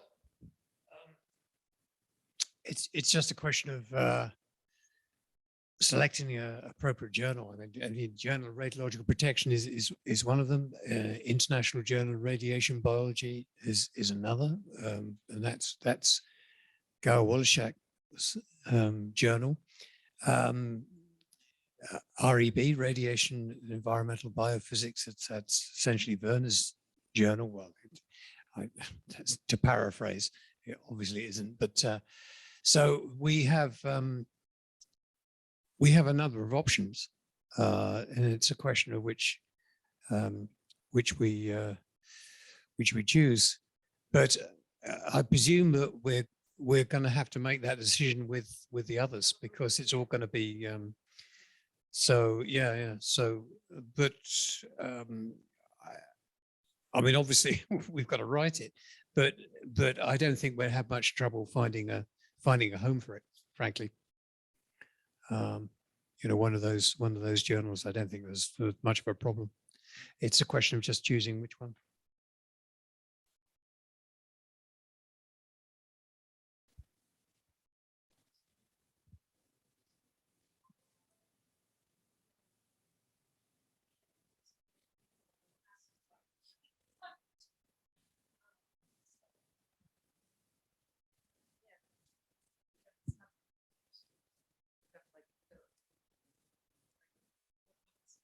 Well, what we were initially thinking is each group A, B, C, and D will have a summary of what we discussed, answering the questions that came up, summarizing the presentations, and I hope that makes sense, that we can each of the presenters can write up their portion of you know, what we presented as a starting point, but we certainly aren't limited to that, and the discussion that occurred in this group. And so that's really helpful that, you know, we can have some summary slides, summary questions, summary answers to some of the questions, including the ones, you know, or excluding the ones that we've thrown out. And that's why I wanted to write down thoughts from this whole group. So it's really important that everyone participates. Everyone says, what are we missing? What's incorrect? about anything people have said, sharing references. I think we've done a really good job of that so far. It's been really interesting. So, yep. Oh, okay. Does that sound reasonable? So I know we're hoping to have more than 4 articles, right? Well, Richard, I think the 4 presentations from Committee 1, are those already published? Or are those to be published?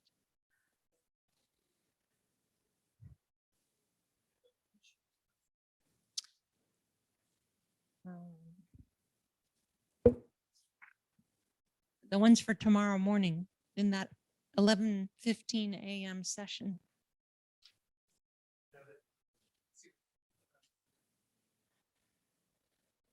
Joint IRPA session, radiobiology. That one. Yes. They're not public. Well, so those could be also potentially interesting topics for a special issue. Yeah. Yeah.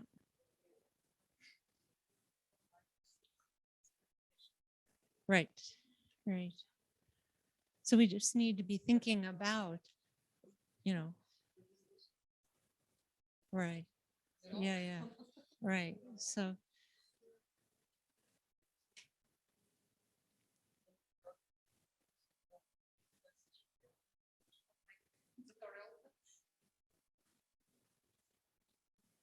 Right. And I think you presented a lot of information, and I know you didn't cover half of it. So I think, that would be a really interesting, maybe separate article. So, yeah.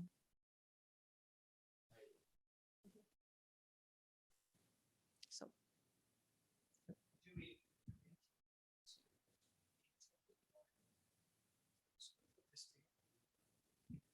Do we know what the other groups are planning to do? Let's see. I know, nor me.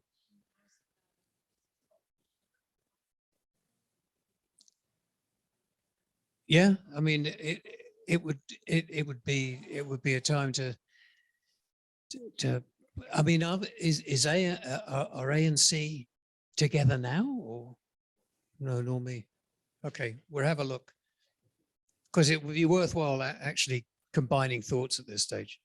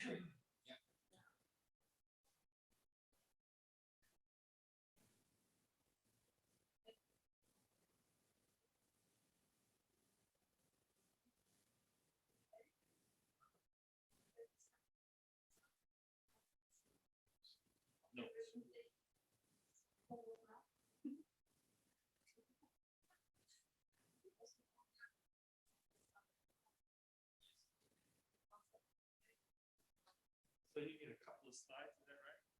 Yeah, the slide.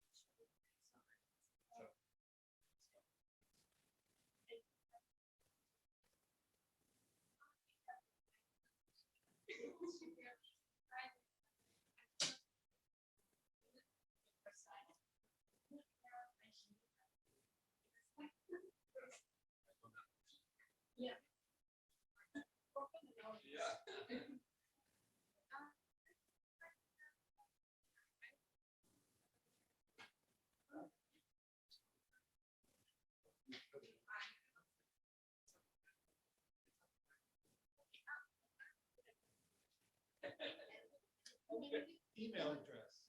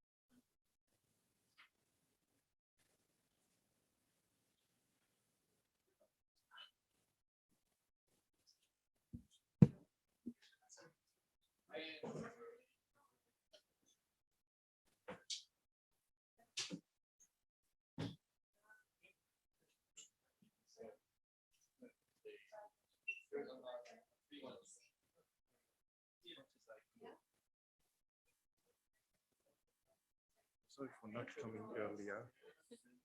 And there is a question how we organize the annual meeting. Did you see that message from Warren with the new?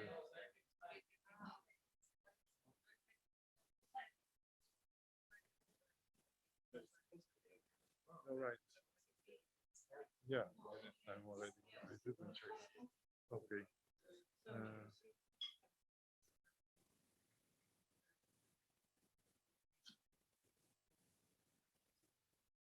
Yep, half a day now.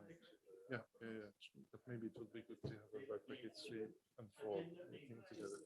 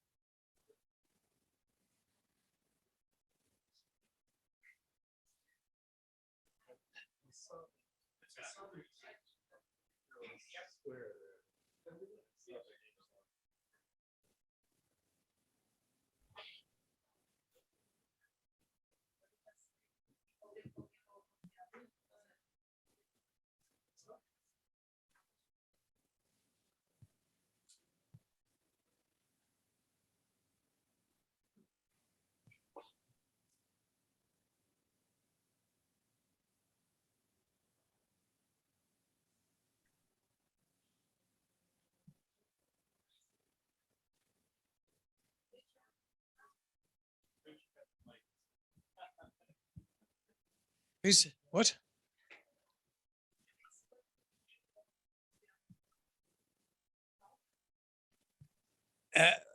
As I understand it, we're supposed to be putting together some summary slides that represent what we've been discussing in our individual sessions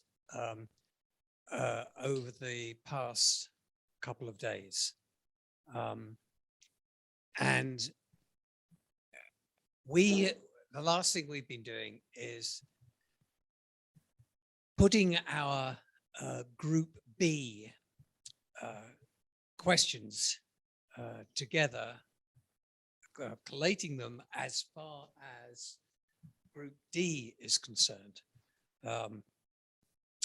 in as much as they complement the questions that you already see for group D. So what have you been doing?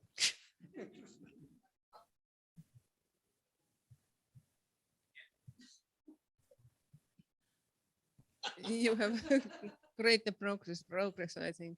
So we have just went through our own questions and we had some discussions with group C on the biota and animal models and what models could be used. And we have a bit different objectives, I must say. They are focusing on the population level, and we are more focusing on the individual levels. But we just compiled, and we had some difficulties, I must say, with the questions as well. Not to mention the conclusions. Thank you. We need more.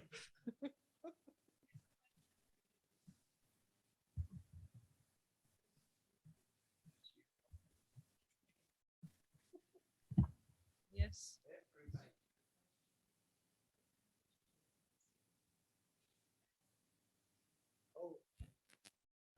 Yeah, tell us about this F0 F. When got a mother.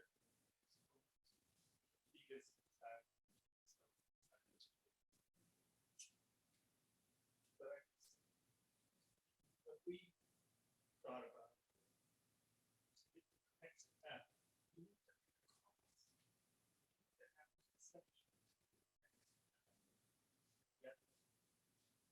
These three entities are all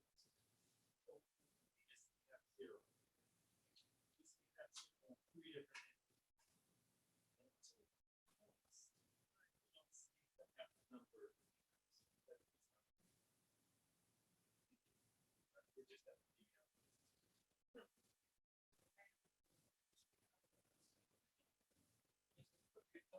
Three different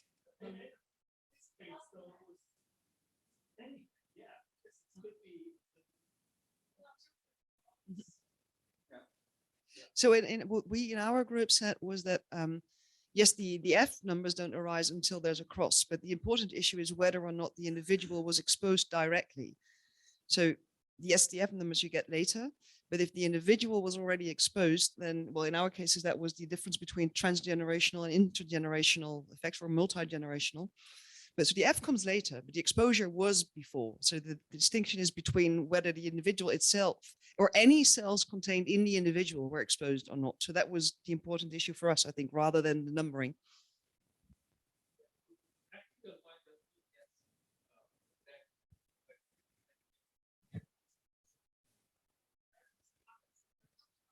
Yeah, I know. Okay, okay. Sorry. Yeah, for practical point of view, F0, F0, F1, F2, F3, right? But in terms of consequences, so it should be F0. That's what we were thinking about, right? Yeah. So if I understand correctly, you mean the pregnant mother was irradiated? Yeah. So then the fetus is, if you're looking at transgenerational effects, then as I understand, the fetus is F0 because the fetus will be the parent. Yeah. Okay, so what's the question?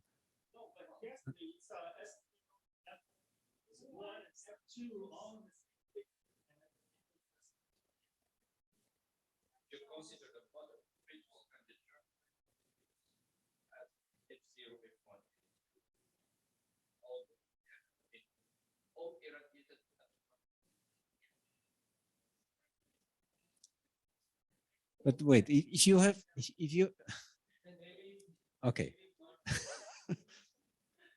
Don't you have more relevant questions?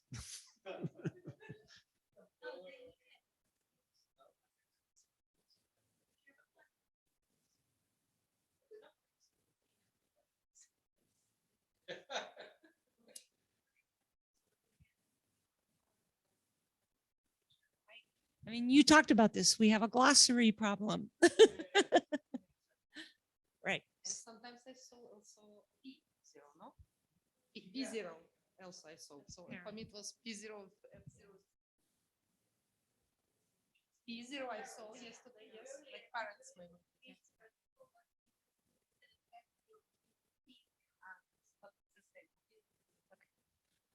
We also, Cisco, I wanted to know if you approach this similarly. We put up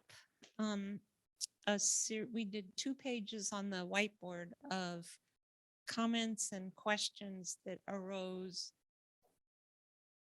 sort of related to the questions posed, but sort of on our own based on the presentations that were given. And Eric, I don't know if you want to flip over that.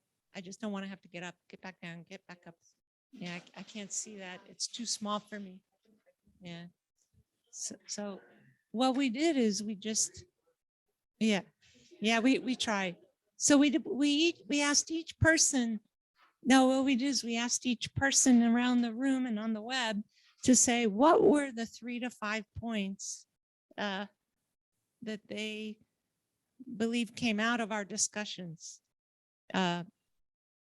and that need either further scrutiny or are gaps. And so I put initials by them.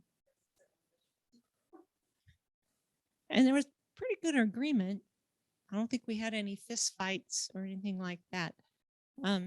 So that's, and some of it's research being done, it turns out. So I didn't know if that's something you did. I don't think we got that far, but we do have a number of questions, so probably more than is listed there, but we haven't organized it yet. Tomorrow.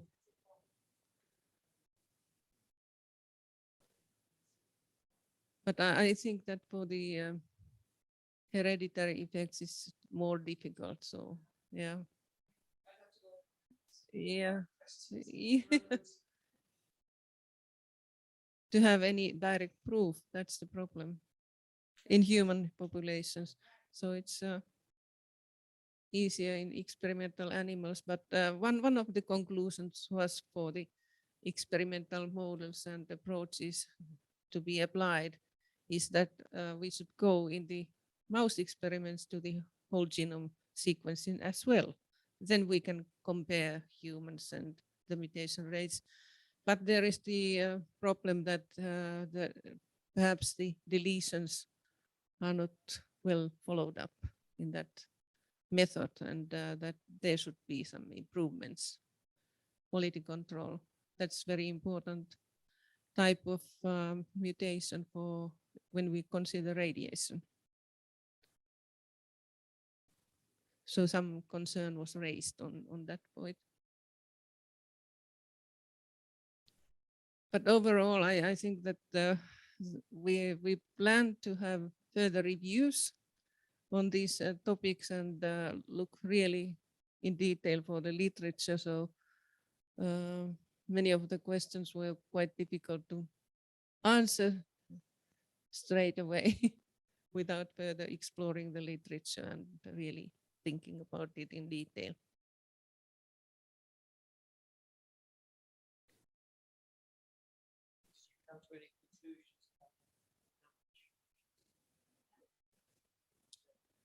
That, yeah, 3. Yes. 3. Yeah. Yes. For the biota, it's even more. Yeah.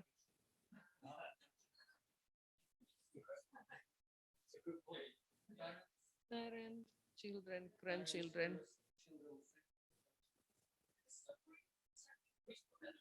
Yes.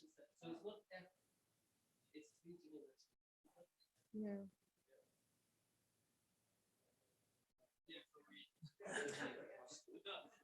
Isn't that what it is at the moment? Yeah. Yeah.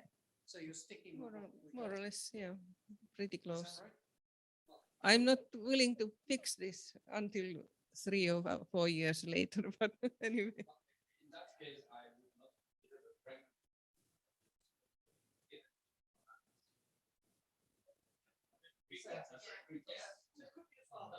the father or mother. Oh, because in practice, because the father, the parents don't treat that. Some of them do have. But that's the consequences. In order to step. Sure.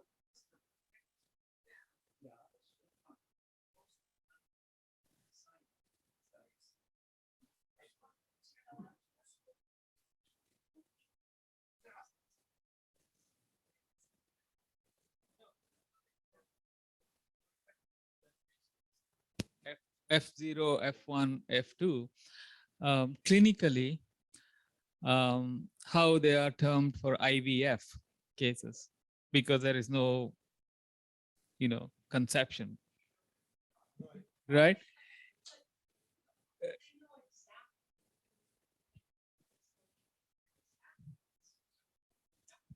But they know exactly when that is. So there's no question about timing. They know exactly when it is, fertilization. So I don't think there's a question, if that's what you're asking. They know the timing. Yeah. Microphone. No speak. Who's next?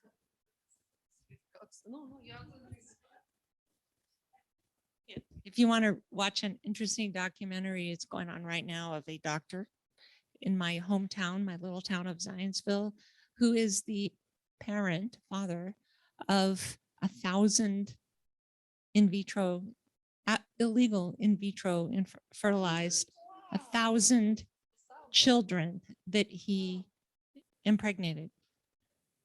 Yeah. It's a documentary. Yeah. Anyway. Yeah. So I just wanted to ask if there were other things we should be thinking about. Cisco, this group, you want to go?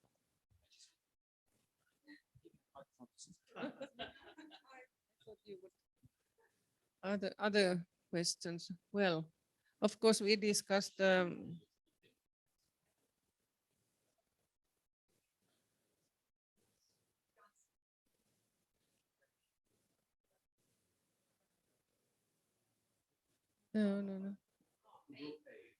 Yeah, it's very early. Yeah. Yeah. That's one of the main outcomes, so to say, in the epidemiological studies.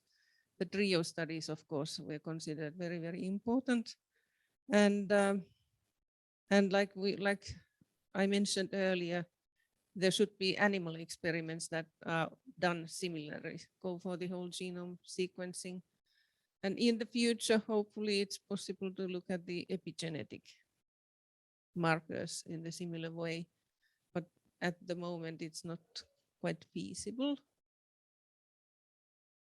But I understood that there are methodologies coming up. So of course, would be nice to have from the same cohort both aspects studied.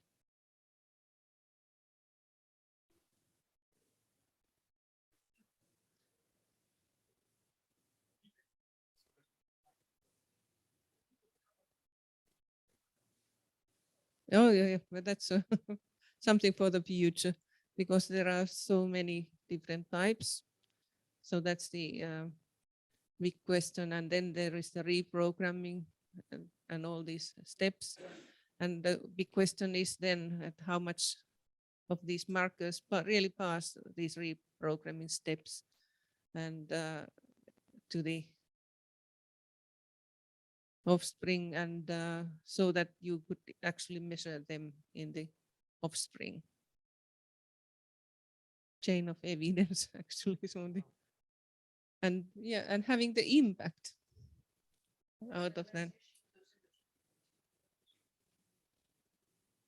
Dosimetry is always challenge. But then again, about this mechanism, of course, epigenetic is linked. Well, it can be caused by so many different factors, and radiation is probably a tiny part of that all. So will be difficult to judge in the future, but I think that it's something that should be done perhaps first in the animal experiments to get the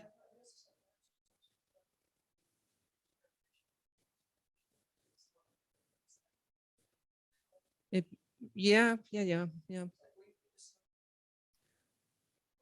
Yeah, too early to go to the.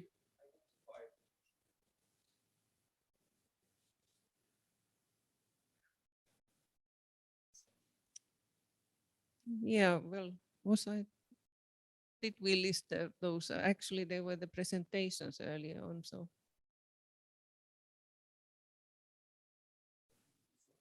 We thought also that radiotherapy patients should be considered.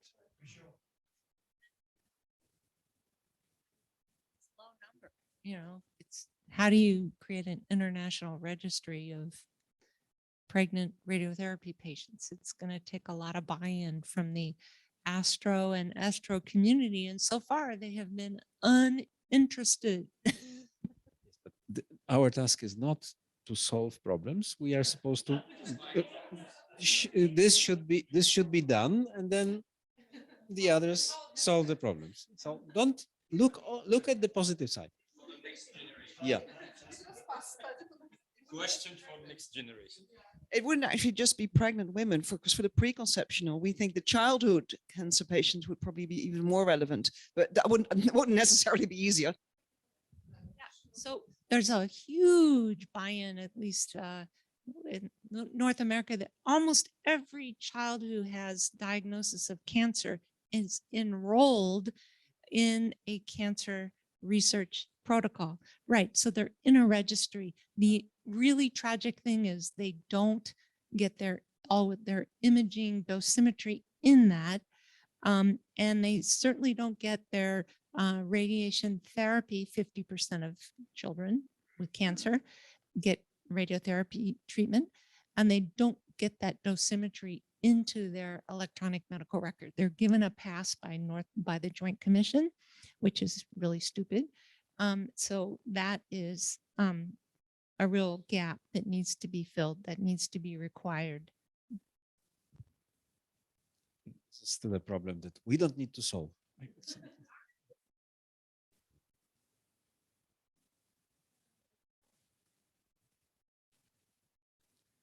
And I think we discussed a lot the transferability from an animal experiments or experimental to human risk assessment.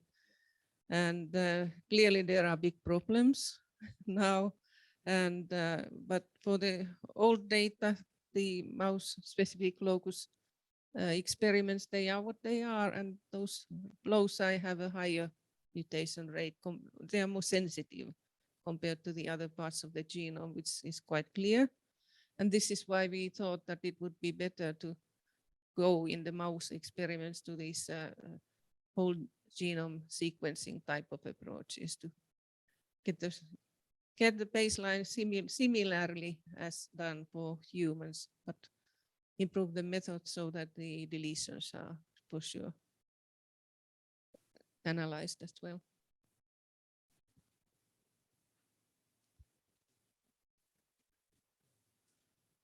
7, 6 and 7. Well, there are stages in spermatogenesis and oogenesis that are more sensitive or prone to radiation-induced effects. Yeah, that's right. Like the follow-up for the A-bomb survivors, it was started 3 years after the bombing. Or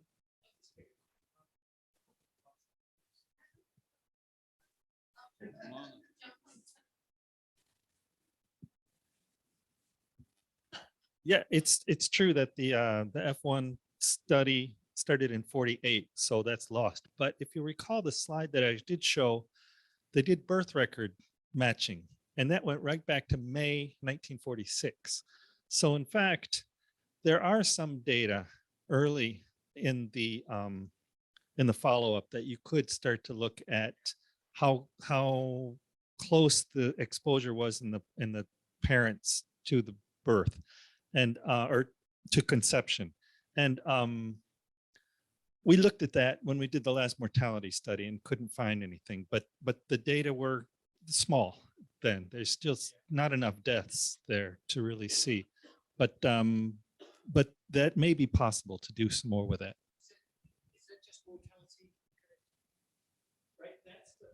That study is just mortality. right? That's right. I think the problem is that we talk about the difference between spermatogonia and sperm cells, and this process of final development of spermatogonia into sperm is a question of weeks. So then 6 weeks, yeah, that is what Nori said yesterday also. So we really talk about spermatogonia, but there are many. Sorry. The pregnancy then also takes 9 months. So the very early birth you would have, but I doubt there'd be enough there to see anything. But there are many mouse experiments on that. There are really many mouse experiments. Yeah.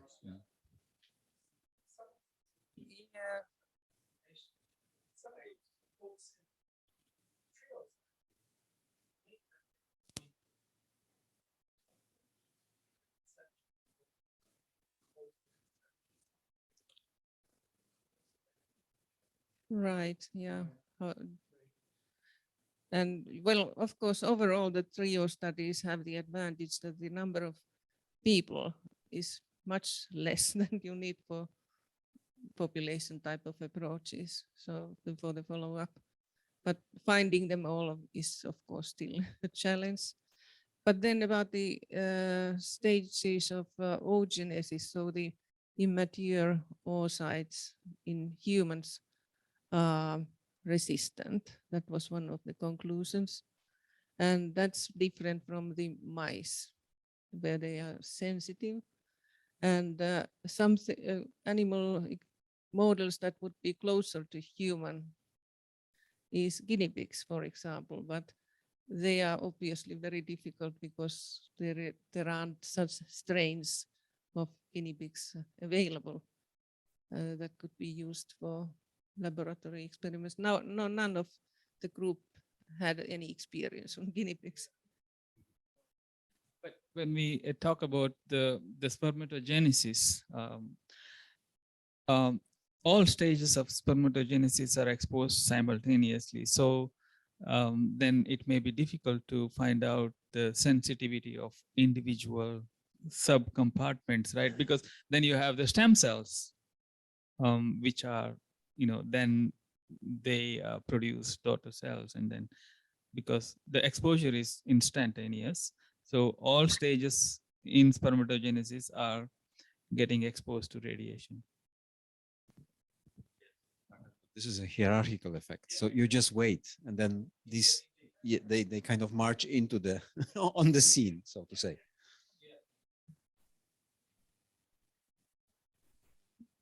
This is a different topic, but a question of potential research, epidemiologic research. And Richard, I've talked about this.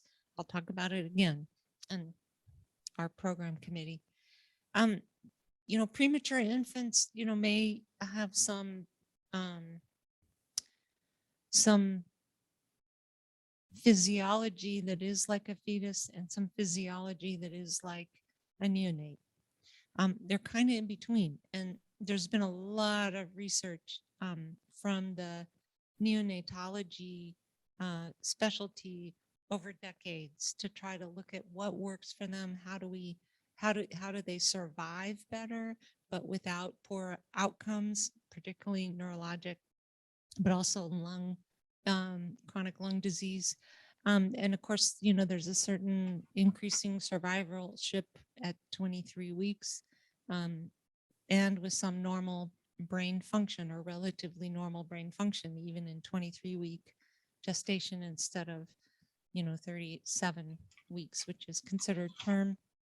So there are registries of these, at least of the clinical and the imaging of these babies, and there are like 40,000 of these babies. Almost all of them are premature. I don't have easy access, but at least, if we could engage with some groups of people, it would be, to me, an opportunity to look at that's the gap, right? There's a gap because they're kind of second and third trimester babies.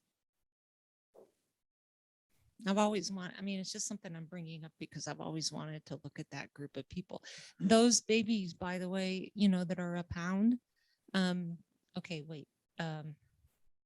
a kilogram, less than a kilogram, 700 grams. They get sometimes 100 chest x-rays and I don't, all kinds of other exposures.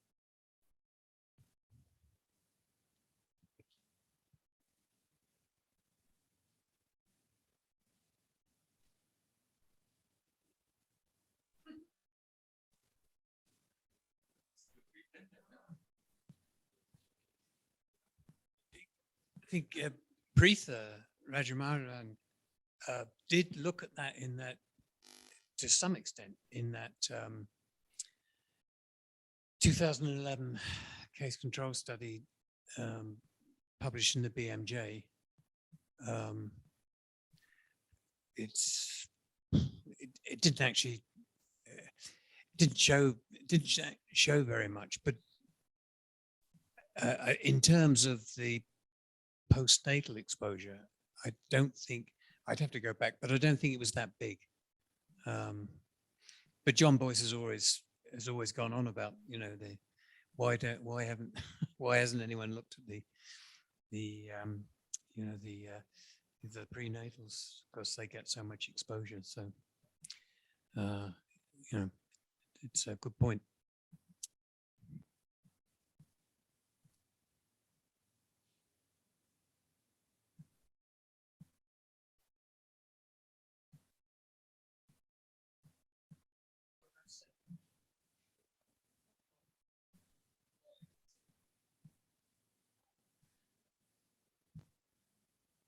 Well, yeah, exactly. In many cases, our answer is depends on the endpoint, but I would say that mostly childhood anyway. And for example, if you look at the congenital malformations, so they are fairly frequent actually. So newborns, in newborns, it's 2 to 3%, and by age of 5, it's an additional 2 to 3%, and then after that, during the lifetime, I guess it's additional 6 to 15% that have a smaller malformations. So the background is very, very high, and it's that it's partly part of the challenge. But well, if you think about the cancers, childhood cancers, that's how we would prioritize. So childhood.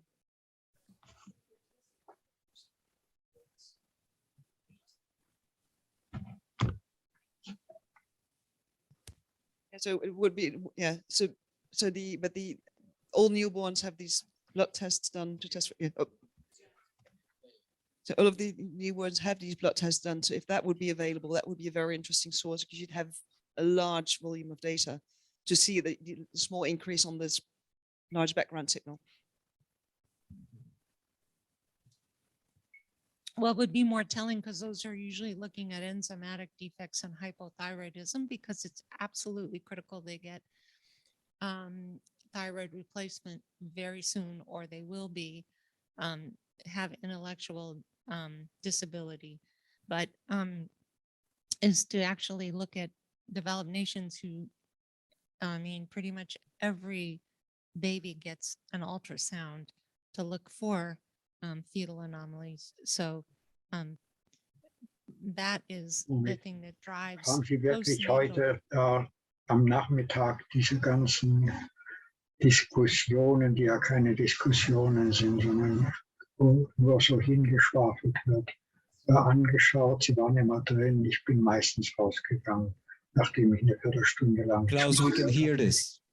Klaus, we can hear this. And some of us speak German. Oh, sorry. Yeah, I did.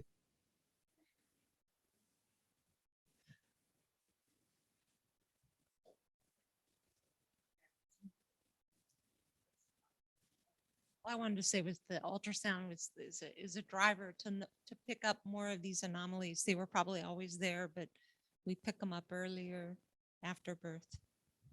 So yeah, the radiation doesn't increase the anomalies or bring out new anomalies. It just increases the rate of congenital anomalies, right? May I make a comment? Something that just occurred to me right now is that as far as I can see, the difference between my children and my grandchildren is that my grandchildren have many more investigations that my children had. For example, hearing problem.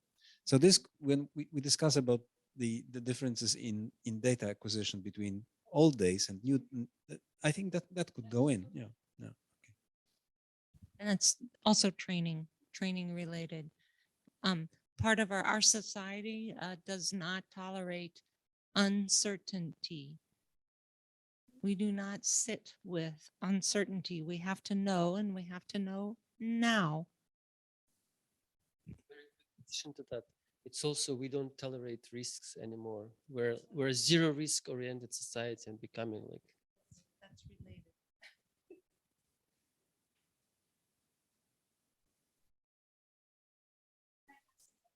All this has an influence on Group D. Also Group A. Yes, Group A. I'm always interested in the multifactorial diseases because these are things that that are likely to affect those advancing age, and potentially they have a big effect. In multifactorial diseases, diabetes, for example. I mean, they could even be dominant in terms of the hereditary effects because of the frequency of those multifactorial diseases. What do you think? Yeah, yeah, well, not going to the preconceptional now, but if we think about the genetic factors that make people more susceptible for these diseases, there are, for cardiovascular, there are more than 300 loci now. And very big fraction of those are in the non-coding areas of the genome, which is a kind of a hint towards the direction that they are controlling the gene expression and they are more in the epigenetic action. So I think that big area of uncertainty. yeah, the big area of uncertainty, but the way we thought about this question was more from the point of view of the different kind of genetic diseases, hereditary diseases that have been considered previously. So the Mendelian diseases, congenital. Yeah, okay. That's our house. On the last one, so next one more down. Yeah, Mendelian diseases, chromosomal disorders, congenital malformation, multifactorial diseases. We don't have direct evidence, but some judgments were presented by somebody. Somebody. Yes. So that, well, the Mendelian diseases are very likely genetic. In chromosomal, so are chromosomal disorders mostly. There are some imprinting type of genetic diseases. Congenital malformations are multifactorial for different reasons.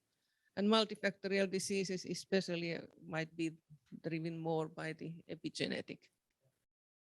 But that's just judgment. It's not direct evidence from any human populations for radiation.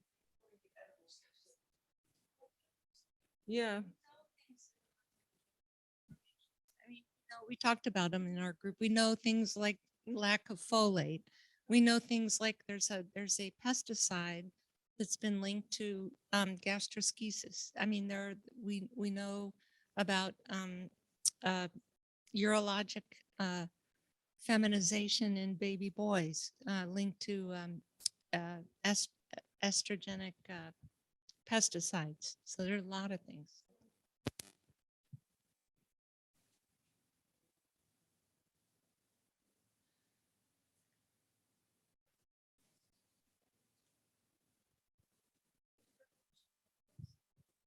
And I have a question about digestive system, because they were quite affected by liquidators when they were in the zone.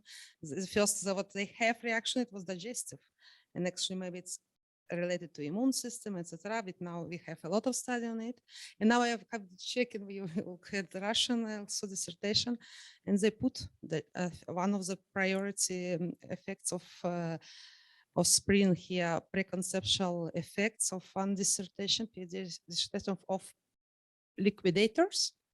It was also digestive system, psychosomatical, vegetative. Well, they have a kind of list, many, yeah.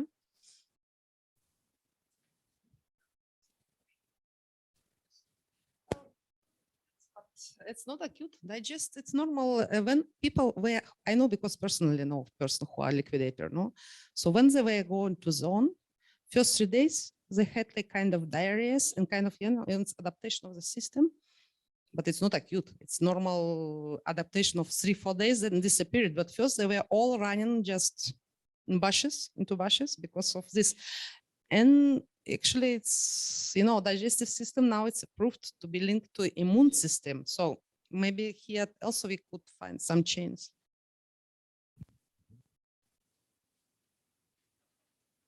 The causative factor was probably stress. No, but in this case, we don't know. It was very strong. It's not stress. Military people.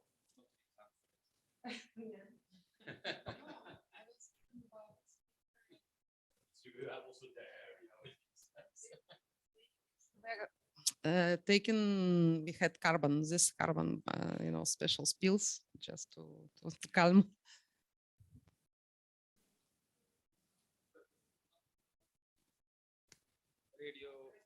Radionuclide injection? More actually, not injection.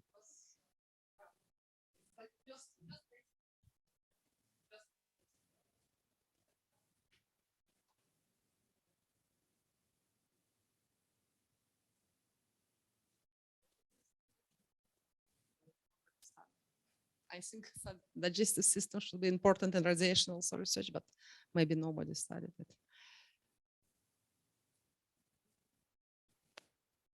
I think that in the acute radiation syndrome victims, the digestive problems were very prevalent, and they were complicating the status of these patients very much.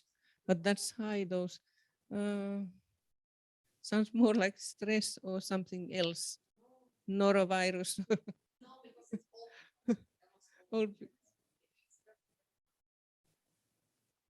Well, maybe it was the kitchen in the zone. You can't exclude these things, I think. So it's very difficult.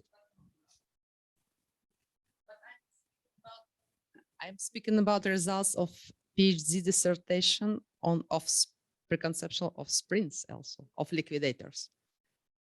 And they found this disease, the digestive disease were one of the second, I think, position. Yeah. This is actually a good dosimetry system because we have difficulties with Chernobyl. So yeah, that means the liquidators, they got higher doses than what was, let's say, published. Who knows? Maybe when they are running bushes, they got even more because, in the forest you have like thousands, and when you're on the road, you have only 100.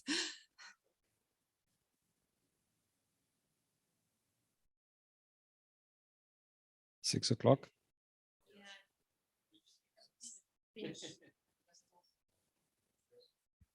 Okay, if there are no questions from the website, people who are logged in will close for the evening and see everyone at 9 in the morning. Overnight, please be thinking about anything we may have missed.